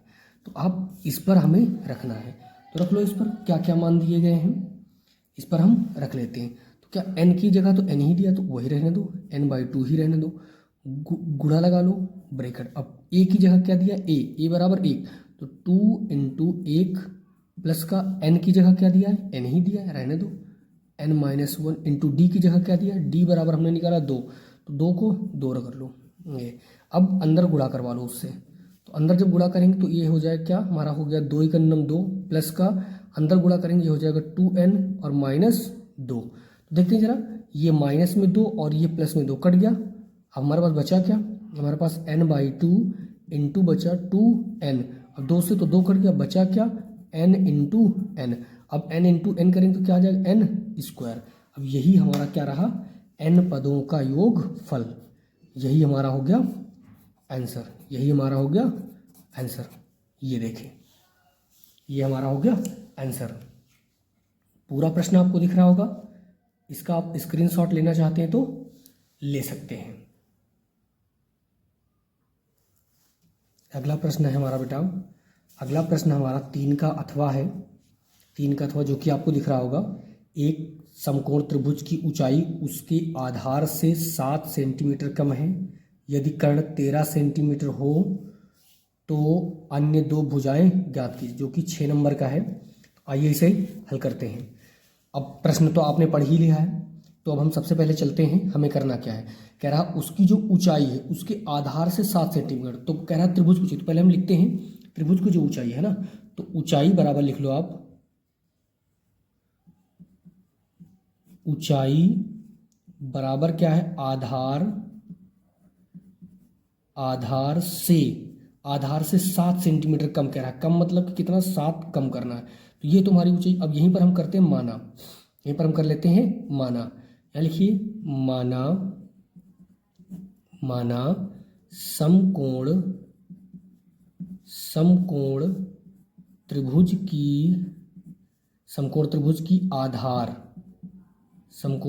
की आधार बराबर हमने मान लिया x सेंटीमीटर। तो अब हमारी ऊंचाई क्या हो जाएगी, अब हमें लिखते हैं, अच्छा हमारी ऊंचाई जो हो जाएगी वो हो जाएगी, ऊंचाई बराबर हो गई हमारी क्या, x - 7 सेंटीमीटर। ये आ गया, तो इसे हम हाईलाइट कर लेते हैं, ये आ गया हमारा, तो ये हमारा हो गया ये है हमारा ऊंचाई, और हमारा आधार ये रहा जो हमने अभी माना है। आधार हमारा ये रहा, ये आधार ये ऊंचाई। अब प्रश्न में कुछ और भी दिया है, पढ़िए जरा। कह रहा है यदि कर्ण 13 सेंटीमीटर, कर्ण भी दिया हुआ, यहाँ पर लिख लेते हैं कर्ण। कर्ण बराबर हमें दिया 13 सेंटीमीटर। अब कर्ण जो हमारा 13 सेंटीमीटर है वो तो हम यहाँ कर ही लेते हैं ये। अब इन सबको जरा हम इस त्रिभुज पे बना लेते हैं, त्रिभुज पे हम सारा कुछ दर्शा लेते हैं क्या है क्या नहीं है। देखें तो ये तो हमारा है आधार, क्या है ये आधार है ये। अब ये हमारा रहा आधार, ये हमारा क्या है ऊंचाई, इसको हम h से लिख देते हैं, ऊंचाई को h से। तो ऊंचाई हमारी कितनी दी गई, कह रहा x माइनस 7, और हमारा जो आधार है वो है x। अब कर्ण हमारा ये रहा, तो ये हमारा कर्ण हो गया 13। तो ये हमने सारा कुछ बना लिया है। अब इसके संबंध में आपको एक सूत्र है पाइथागोरस प्रमेय, वो पाइथागोरस प्रमेय हम जरा देखते हैं। पाइथागोरस प्रमेय देखेंगे तभी हम कुछ समझ पाएंगे। तो हम यहाँ देखते हैं पाइथागोरस प्रमेय देखते हैं। पाइथागोरस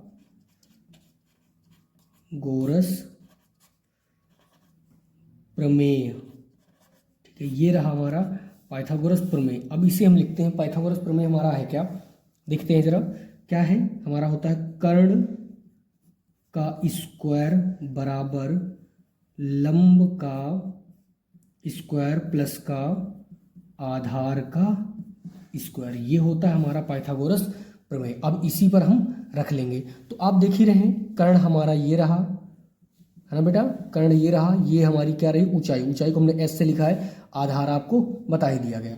अब जरा रख लेते हैं कर्ण हमारा 13, तो 13 को रख लो 13 सेंटीमीटर का वर्ग बराबर लंब हमारा कितना दिया x माइनस 7 का वर्ग प्लस आधार दिया है x स्क्वायर। अब जरा इससे हल करें तो 13 का वर्ग क्या होता है 169 सेंटीमीटर स्क्वायर बराबर, इसको करें तो a माइनस बी का होल स्क्वायर क्या होता है a square plus B square plus 2ab, sorry minus दिया तो माइनस रखेंगे, माइनस हमारा हो जाएगा 2 into A into B plus का एक्स स्क्वायर, ये हो गया। अब जरा इसे करें, देखिए 169 सेंटीमीटर स्क्वायर बराबर, अब ये वाला और ये वाला तो क्या हो जाएगा 2x स्क्वायर 7×7 माइनस 7×2 14x, ये हो गया। अब इतना हो गया। अब जरा ये जो दिया गया है इसे उठा के इधर ले जाए तो क्या हो जाएगा 2x स्क्वायर माइनस का 14x और माइनस का 169 और प्लस का 49 बराबर 0, क्योंकि अब इधर से तो कुछ बचा नहीं तो हमने 0 कर लिया। अब घटा लो इसे जरा, 9 में से 9 जाए कितना बचेगा 0, 6 में से 4 जाएगा 2 और ये, तो यहाँ लिख लेंगे 2x स्क्वायर माइनस का 14x और माइनस का इतना बराबर 0। यहाँ से कॉमन क्या जा रहा 2, तो हम 2 ले लेंगे कॉमन, 2 जब लेंगे कॉमन तो बचेगा x स्क्वायर माइनस का 7x और माइनस 2 छंग 12 60 बराबर 0। 2 के हम गुणा में उधर भेजेंगे भाग में, मतलब 0 हो जाएगा। x स्क्वायर माइनस का 7x और माइनस का 60 बराबर 0। अब ये मिला हमें समीकरण, हमें क्या प्राप्त हुआ समीकरण प्राप्त हुआ। अब जब हमें समीकरण प्राप्त हो गया है तो इस समीकरण का हम निकालेंगे गुणनखंड, इस समीकरण का हम क्या निकालेंगे गुणनखंड। तो इधर हम देखते हैं जरा, इधर हम समझ लेते हैं, इधर हम समझ लेते हैं। तो इधर हमारा क्या रहा, अब हमें इस समीकरण का क्या निकालना है गुणनखंड। तो आप जरा गुणा करने पे 60 आना चाहिए और जोड़ने घटाने पे 7 आना चाहिए। तो 12 पंचे 60 और 12 में से 5 जाएगा 7 बचेगा। तो लिख सकते हैं x स्क्वायर माइनस का, अब 7 को लिखो तो लिख सकते हैं 12 माइनस 5 x और माइनस का 60 बराबर 0। तो 12 में से 5 जाएगा 7 बचेगा, अंदर गुणा करवा लो तो क्या हो जाएगा x स्क्वायर माइनस का 12 और x के साथ x और minus minus plus 5x minus 60 बराबर 0। अब देखिए यहाँ से यहाँ कॉमन क्या जा रहा है, अलग अलग कर लेते हैं। तो यहाँ से यहाँ कॉमन जा रहा है x हमने कॉमन ले लिया तो बचा x माइनस 12 और प्लस हम यहाँ से 5 कॉमन लेते तो बचेगा क्या x माइनस 12।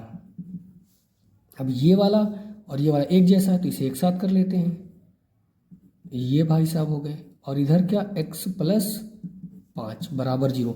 अब दोनों को आप 0 के बराबर रखो तो x माइनस 12 बराबर 0, तो ये माइनस में उधर जाएगा प्लस में, ये आ गया। अब इधर जब हल करें तो क्या हो जाएगा, x प्लस 5 बराबर 0, ये प्लस में उधर जाएगा माइनस में, x बराबर -5। अब आपको पता है कि किसी की लंबाई कभी भी माइनस में नहीं होती, किसी भी वस्तु की लंबाई कभी भी माइनस में नहीं होती। तो हमारा ये x आ गया 12, ये कभी हो नहीं सकता। तो अगर हम बात करें अब आधार की, तो आधार हमारा आप सबको पता चल गया, आधार कितना आया है।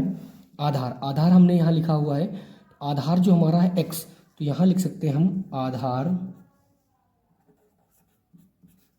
आधार बराबर हो गया हमारा 12 सेंटीमीटर, ये आ गया। और यहीं पर अगर अब हम ऊंचाई की बात करें, किसकी बात करें, ऊंचाई की, तो ऊंचाई जो हमारी आई है, वो ऊंचाई जो है हमारी, देखते हैं ऊंचाई हमारी क्या है, 12 माइनस 7 सेंटीमीटर, अर्थात जो ऊंचाई आई है वो कितनी आ जाएगी, 5 सेंटीमीटर। तो ये रहे हमारे दोनों, आधार भी और इधर ऊंचाई भी, इधर आधार भी और इधर ऊंचाई भी। तो ये दोनों मान हमने निकाल लिए। और यहाँ पर कह ही रहा था अन्य दो भुजाएं क्या करनी है, ज्ञात करनी है, तो ये दोनों हमने निकाल लिया। यही हमारा आंसर हो गया, यही हमारा आंसर। अब प्रश्न आप जरा ढंग से देख लें, पूरा प्रश्न आपको दिख रहा है, प्रश्न आपको दिख रहा है तो आप इसका स्क्रीनशॉट ले सकते हैं। अगला प्रश्न हमारा रहा 4 नंबर। 4 नंबर प्रश्न क्या कह रहा है, जरा प्रश्न पढ़ लेते हैं हम लोग एक बार। कह रहा एक समतल भूमि पर खड़ी मीनार की जो छाया है, छाया की लंबाई जब सूर्य का उन्नयन कोण 30 है, उस समय की लंबाई जो है 50 मीटर अधिक हो जाती है। उस समय जब सूर्य का उन्नयन कोण 30 होता है तो लंबाई 50 मीटर बढ़ जाती है। कब बढ़ती है, जब सूर्य का उन्नयन कोण 60 था तब से, मतलब जब सूर्य का उन्नयन कोण 60 था तो उसकी लंबाई में 50 मीटर अधिक हो जाती। तो मीनार की ऊंचाई ज्ञात करनी है। आइए इस प्रश्न को हम देखते हैं। तो पहले हम यहाँ पर मान लेते हैं कि माना है ना, माना जब सूर्य का उन्नयन कोण 60 था तब मीनार की परछाई कितनी मीटर थी, ये देखते हैं। तो लिखेंगे माना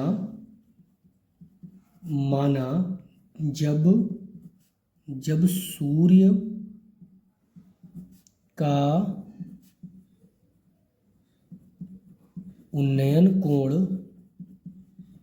सूर्य का उन्नयन कोण 60 अंश था तब मीनार की छाया जो है वो क्या थी, x मीटर थी। क्या थी, x मीटर थी। तब मीनार की छाया x मीटर थी। तो मीनार की छाया हमारी कौन है, dB। ये जब मीनार यहाँ से यहाँ तक की दूरी x मीटर हो गई। अब जब सूर्य का उन्नयन कोण 30 हो जाता है तब मीनार की छाया क्या होगी, जब सूर्य का उन्नयन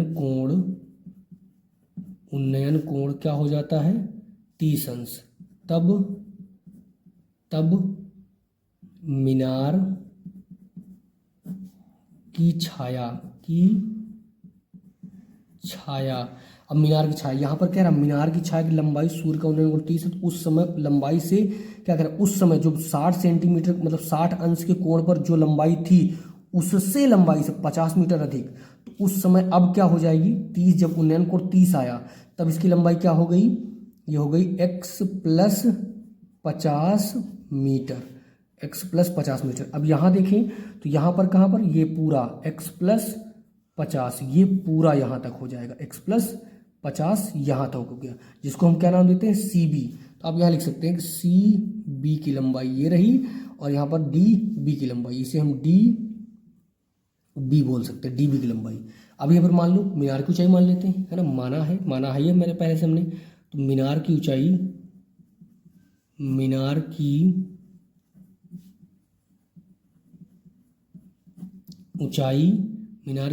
को मान लेते हैं। मीनार की ऊंचाई हमारी क्या है, AB। तो मीनार हमारी AB है तो मीनार की ऊंचाई क्या है, एच मीटर, हमने ये मान लिया, सारा कुछ हमने मान लिया। अब हाईलाइट अगर करना चाहे तो थोड़ा थोड़ा हाईलाइट कर लेते हैं। हमने इसे ये माना है मीनार की छाया कब, जब 30 अंश है तो हमने ये माना है, और मीनार का उन्नयन कोण जब 60 अंश था तो हमने मीनार की छाया x मानी है। ये कर लिया। अब हम चलते हैं एक एक करके आराम से हल करते हैं इसे। हमें मीनार की ऊंचाई चाहिए, तो हम सबसे पहले छोटा त्रिभुज लेते हैं। हमारा छोटा त्रिभुज कौन सा है, ए बी डी, तो हम इसे h मान चुके हैं, तो हम इसे लिख लेते हैं ताकि आसान रहे हमारे लिए। अब हम छोटा छोटा लेते हैं और आराम से हल करते हैं। तो हम लेते हैं त्रिभुज कौन सा, त्रिभुज ए डी बी ले लो। तो त्रिभुज ए डी बी में, त्रिभुज ए डी बी में, तो आपको पता है कि 60 अंश। अब ए डी बी में ये दोनों चीजें दी गई, तो ये वाला कोण अगर हम लेते हैं, इसके सामने वाली भुजा क्या होती है, लंब, और ये आधार। तो सीधी सी बात करें तो मतलब कि ए बी बटा डी बी बराबर क्या हो जाएगा, tan 60 अंश। अब ए बी हमारा कितना दिया है, एच बटा एक्स बराबर tan 60 का मान कितना होता है, √3, इसका बटे एक, इसका गुणा यहाँ, इसका गुणा यहाँ, तो इसका गुणा यहाँ पर करेंगे तो h, और इसका गुणा यहाँ, तो इसको इधर भेज दो। तो जो हमारा x बराबर आएगा, x बराबर जो आएगा वो आ जाएगा क्या, h बटा का √3, h बटा का √3, ये हमारा आया x। अब हमारा अगर ये x आ गया है तो x तो हमने निकाल लिया, क्योंकि हमें h निकालना है तो h को तो हमें रखना पड़ेगा भाई, x को तो हटाना पड़ेगा, तो हमने ये कर लिया। इसे आप चाहो तो मान लो समीकरण 1। अब ये हो गया। इतना होने के बाद हमने तो एक त्रिभुज अभी निकाला, अभी दूसरा त्रिभुज तुम्हारा बाकी, दूसरा कौन सा, ए सी बी पूरा वाला, तो लेते हैं, है ना, अगला त्रिभुज, चलो यही ले लेते हैं, है ना। इसी प्रकार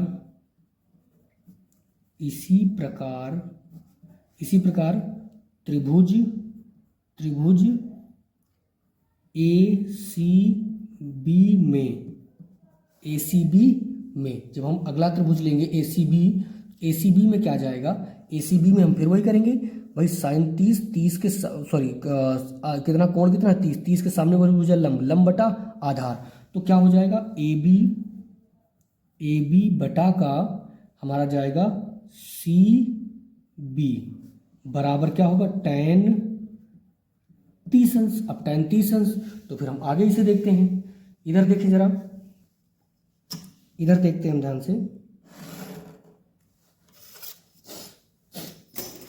इधर देखते हैं हम ध्यान से। तो हमारा tan 30 हो गया। जब tan 30 हो गया तो हम क्या करें, अब tan 30 का मान, ए बी हमारा कितना दिया है, h बटा सी बी हमारा कितना दिया, c और b कितना दिया, x प्लस 50, तो ये x प्लस 50 बराबर हो गया हमारा 1 बटा √3, ये आ गया। अब आप इसका त्रिय गुणा करो, इसका गुणा यहाँ, इसका गुणा यहाँ, इसका गुणा यहाँ करेंगे तो क्या हो जाएगा, √3 इंटू एच बराबर x प्लस 50। अब आप इसे बना लो, ये हो गया। तो चाहो तो इसे यहीं छोड़ दो, या फिर आप इसे इधर बटे में भेज सकते हो। तो h बराबर कुछ निकाल लेते हैं। अब h का मान अभी हम लोग यहाँ पर x का मान भी रखेंगे, तो आप ऐसा करो, इसे यहीं छोड़ दो, इसको यहीं छोड़ दो, और इसको बना लो समीकरण 2। इसे हम यहीं छोड़ लेते हैं और इसे बना लो समीकरण 2, इसे यहीं छोड़ लो, इसे बना लो समीकरण 2। अब क्या करें, समीकरण 2 में समीकरण 1 का मान रखने पर ये लिख लो, x का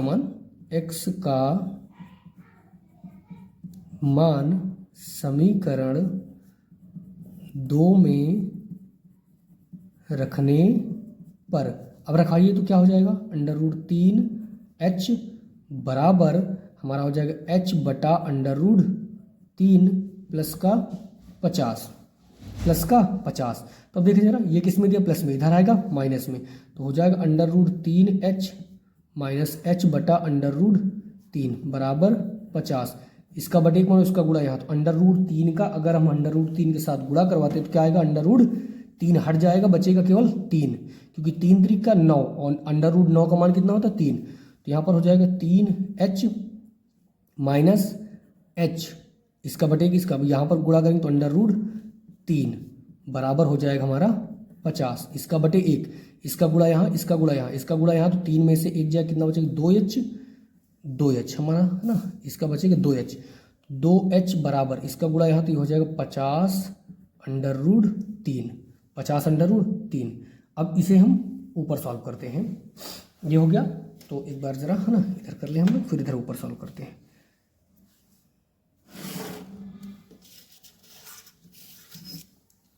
अब हम देखें तो ये आया इतना, इतने को अगर हम देखें तो अब क्या 2 तो कॉमन है, 2 गुणा में इधर भेजेंगे भाग में, तो कितना हो जाएगा h बराबर हो जाएगा 50√3/2, 2 से काट लो, यहाँ पर ये हो जाएगा 25।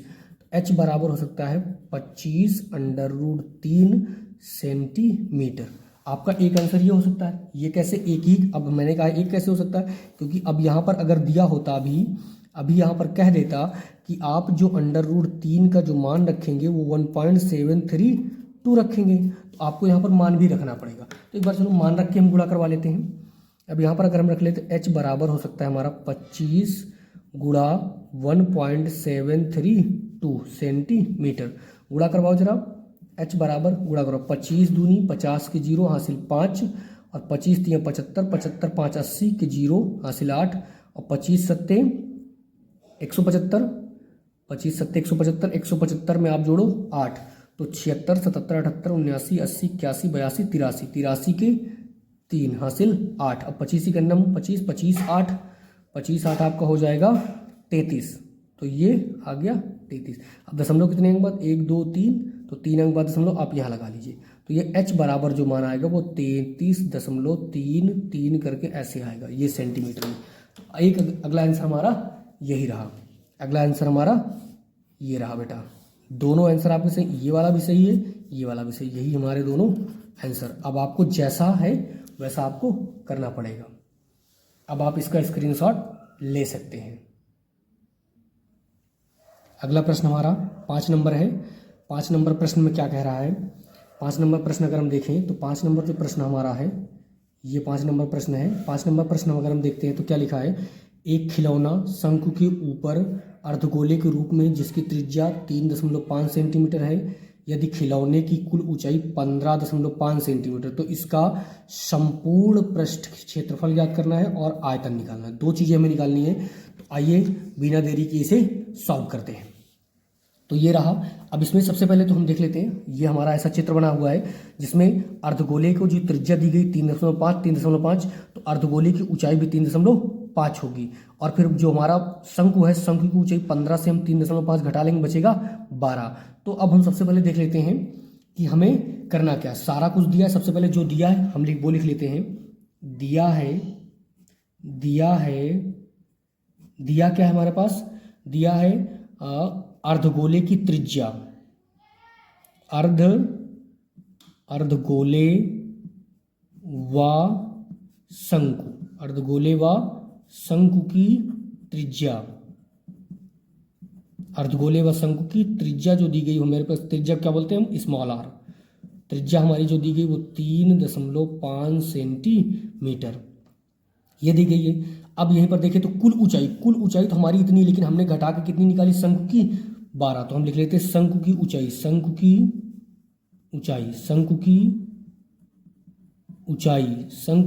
ऊंचाई h बराबर हमारे पास कितना हो जाएगा 12 सेंटीमीटर। अब हमें भाई इसका संपूर्ण पृष्ठीय क्षेत्रफल निकालने के लिए हमें L निकालना पड़ेगा। L क्या होता है, तिर्यक ऊंचाई, तो लिख देते हैं तिर्यक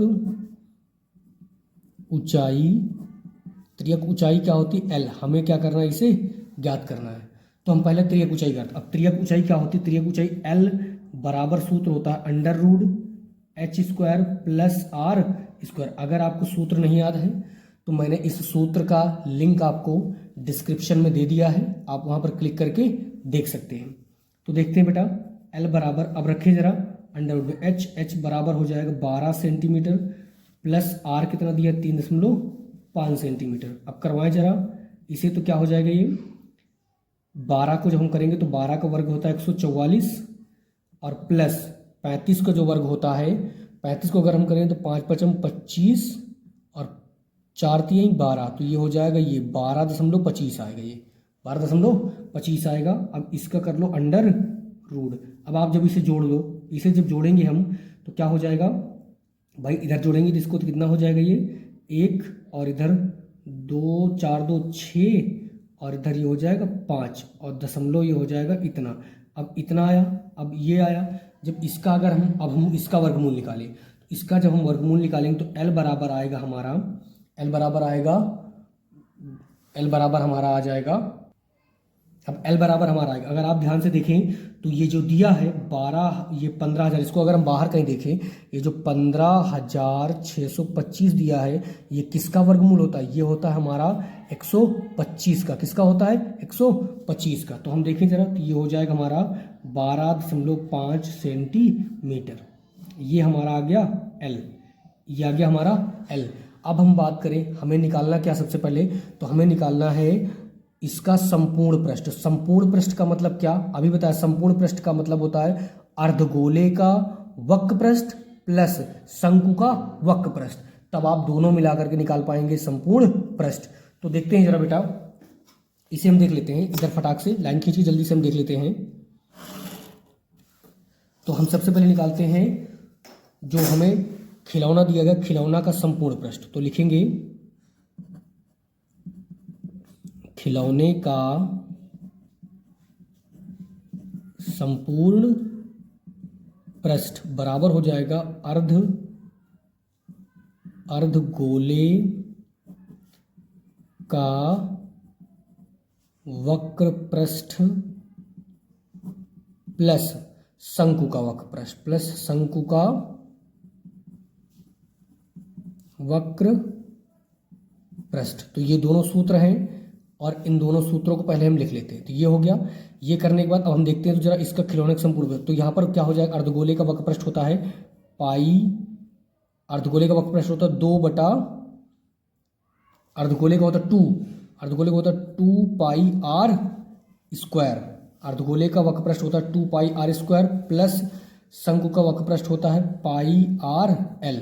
अब सबका मान रख लेते हैं, तो रखेंगे यहाँ पर, तो क्या हो जाएगा 2 इंटू पाई का मान 22/7 रख लो, गुणा आर का मान आपको पता है 3.5, तो 3.5 गुणा 3.5 प्लस पाई का मान वही 22/7 गुणा आर का मान 3.5 गुणा एल का मान आया है 12.5। सब कुछ रखा के आप काट लो। आप इसे, जब इसे अब हम काटते हैं तो देखो काट सकते हैं, काटें इसे, तो आप चाहो तो इसे गुणा करवा लो या फिर काट लो, या फिर आसान तरीका कर लो। अब 22/2 जो 22/7 है, 22/7 इधर भी है, कई सारी चीज़ें कॉमन जा रही हैं, चाहो तो कॉमन कर लो और चाहो तो यहीं रख लो। तो काट लो, आप काट लो। 7 × 7, 7 से काटो 7 × 5 = 35, 7 × 7, 7 × 5 = 35, ये हमने काटा। तो यहाँ पर 22 दूनी 44, तो ये हो जाएगा 44 गुणा, अब आप इसे करो तो 35, जो 35 का 5 से गुणा करो, 5 × 5 = 25 के 5 हासिल 2, 5 × 3 = 15, 15 × 2 = 17, तो ये आया। अब देखो जरा, एक अंक बाद और एक अंक, 2 अंक बाद, मतलब ये यहाँ पर दशमलव लगेगा, 1.7575 प्लस इसका गुणा करो तो 22 को तो यहीं रहने दो, गुणा इसका करो तो 5 × 5 = 25 के 5 हासिल 2, 5 दूनी 10, 10 2 12 के 2 हासिल 1, 5 के 9 5, 5 और 1, सॉरी एक बार करते फिर से, 5 × 5 = 25 के 5 हासिल 2 और 5 दूनी 10, 10 2 12 के 2 हासिल 1, 5 के 9 5, 5 1 6, ये आया। कितने अंक बाद दशमलव? 1 अंक बाद, 2 अंक बाद, तो यहाँ पर ये लग गया। अब आप इसे भी गुणा करवा लें, इसे जब हम गुणा करते हैं तो क्या होता है, गुणा करवाइए जरा, इसका गुणा करें, इन दोनों का जब आपस में गुणा करें और इन दोनों का आपस में गुणा करें, इन दोनों को गुणा करने पे करेंगे तो आ जाएगा 7700। अब दशमलव कितने बाद? 2 अंक बाद, तो 2 अंक बाद दशमलव ने यहाँ कर दिया, प्लस इन दोनों को जब हम गुणा करेंगे तो इन दोनों को गुणा करने पे आ जाएगा 137.50, ये आ जाएगा। अब क्या करें, 2 अंक बाद दशमलव ने लगा दी, इन दोनों को जोड़ लो, जब इन दोनों को हम जोड़ते हैं तो कितना आ जाएगा 214.50 सेंटीमीटर स्क्वायर। ये तो रहा हमारा आपका संपूर्ण पृष्ठ, ये तो रहा हमारा आपका संपूर्ण पृष्ठ, ये रहा संपूर्ण पृष्ठ। अब यहीं पर हम निकालते हैं आयतन। आयतन में क्या है, आयतन, ठीक है, आयतन बराबर डायरेक्टली लिख रहे हैं, आयतन बराबर है किसका? शंकु का आयतन, शंकु का आयतन प्लस अर्धगोले का आयतन, प्लस अर्धगोले का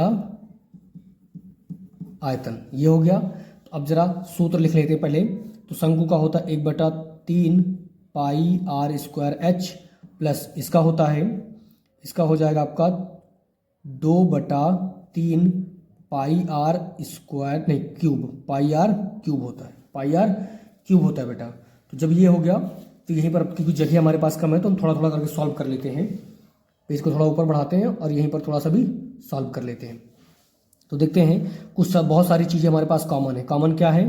पहले तो 1/3 कॉमन है, पाई कॉमन है और आर स्क्वायर कॉमन है। बचा क्या? ये चला गया, बचा h प्लस यहाँ बचा कितना? 2r बचा, 2r बचा। अब 2r बचा, अब इतना लेकर के हम चलते हैं, इतना लेकर के हम इधर सॉल्व करते हैं। इधर लाइन खींच लेते हैं जरा, एक बार लाइन खींच के इधर हम सॉल्व कर लेते हैं। क्योंकि जगह अपने पास कम है तो थोड़ा सा देख लेते हैं इधर हम लोग, है ना। इधर हम लोग इसे सॉल्व कर लेते हैं। आइए बेटा सॉल्व करते हैं। जब हम ये करेंगे तो हमारे पास जितना भी है सारा कुछ हम लिखेंगे पहले इस पर। तो ये रहा, तो हम वही रखते हैं, 1/3 कर लो, पाई का मान आप वही 22/7 कर लो, गुणा आर का मान, अब देखो आर हमारा कितना है? 35, मतलब कि 3.5। अब 3.5 का वर्ग है तो आप वर्ग करवा के रख लो, वर्ग करवा के रखेंगे तो ये आ जाएगा 12.25 और गुणा लगा लो ब्रेकेट में। एच का मान कितना है? 12 और प्लस का हमें 2 गुणा 3 5, 35 दूनी 70, है ना। तो करवाओ जरा, यहाँ पर देखिए कुछ कट रहा है, 7 से इसे काटेंगे, कटेगा ये 7 से काटेंगे, 7 ही करना, 7 कटेगा, बचेगा यहाँ पर कितना? 3 2 5, इधर 52, तो 7 8 7 7 49 और 7 5 35, कट जाएगा ये, काट लो आप यहीं पर। 7 ही करना 7, 7 ही करना 7 कटेगा और 7 5 35 और 7 नहीं 7 7 49 कट जाएगा और बचेगा 3, 7 5 35, तो ये इतना आ जाएगा। ठीक है, तो अब इसको कर ले तो ये क्या? 22 गुणा 175/3 गुणा, यहाँ पर आप देखें तो कितना? 12 और 3 35 दूनी 70, 7 12 7 12 7 आपका हो गया 19, 12 7 आपका हो गया 19। और अभी आपको पता है कि हम 22 और 175 का जब गुणा करें तो 22 और 175 का अगर हम गुणा करते हैं तो 77 का आधा आएगा, क्योंकि अभी यहाँ पर किया था 44 और 175 का गुणा किया तो 7700 आएगा। तो 77 का आधा का मतलब कि 77 बटे आप 2 लिख लो, 77 बटे आप 2 लिख लो। तो चाहो तो इसे कर लो, इसका गुणा करवाइए, चाहे तो आप 77/2 लिख लीजिए या फिर आप इन दोनों को काट लीजिए। चलिए जो गुणा कर लेते, इनका जब गुणा करेंगे तो आ जाएगा 38.50/3 और गुणा 19, इसका बटे 1। अब गुणा करवा लो ऊपर ऊपर, 19 का गुणा जब करेंगे तो 19 जिक्के 0, 19 पंचे 95 और 19 पंचे 95 के आ जाएगा 5 हासिल 9 और 19 अट्ठे 152 और 52 में 9 जोड़ेंगे तो हो जाएगा 61, तो 61 के 1 हासिल 16 कर लेंगे, हासिल 16। फिर 19 का 19 जोड़ते 19 57, 57 10 67 और 67 में 6 जोड़ेंगे तो हमारा ये हो जाएगा, 67 में 6 जोड़ेंगे हो जाएगा 73, ये हो गया 73, तो हम लिख लेंगे 73। अब देखते हैं कितने अंकों बाद दशमलव लगा? 2 अंकों बाद, तो 2 अंकों का मतलब यहाँ पर दशमलव लग गया। अब बटा 3, अब इसे भाग करने का मतलब हो गया कि 731.50, इससे हमें 3 पर भाग करना है। भाग करवाइए तो 3 दूनी 6, 2 बार गया, बचा यहाँ पर 1 इधर गया 13, 3 चौक 12, फिर उधर बचा कितना? 1 इधर गया 11, तो 3 त्रिका 9, बचा इधर 2 इधर गया 24, दशमलव लगा लो, इधर गया 25, तो 3 8 24, फिर बचा हमारे पास कितना? 1 इधर गया तो 3 त्रिका 9, फिर काटेंगे 3 त्रिका तो जाएगा ये 3 3 3 3 करके जाएगा इतना, है ना। तो इसे हम लिख सकते हैं 2 4 3 दशमलव ये, और ये 33 को लिख सकते हैं 4, है ना। तो ये आ जाएगा हमारा सेंटीमीटर क्यूब। यही हमारा आंसर हो गया आपका, यही एक आंसर, ये जो सत्य है, यही आंसर सत्य है। अब आप पूरे प्रश्न को अच्छे से देख सकते हैं। वीडियो अच्छी लगी हो तो लाइक करें, अगर आप इस चैनल पर नए हैं तो चैनल को सब्सक्राइब करें और चैनल का जो बेल आइकन है उसे ऑन कर लें, ताकि हमारी जो आने वाली नेक्स्ट वीडियो हो वो आप तक अच्छे से पहुंच सके। और अपने कम से कम 5 से 6 दोस्तों को इसे शेयर जरूर करें, ताकि ये उनके लिए भी अच्छा हो। धन्यवाद।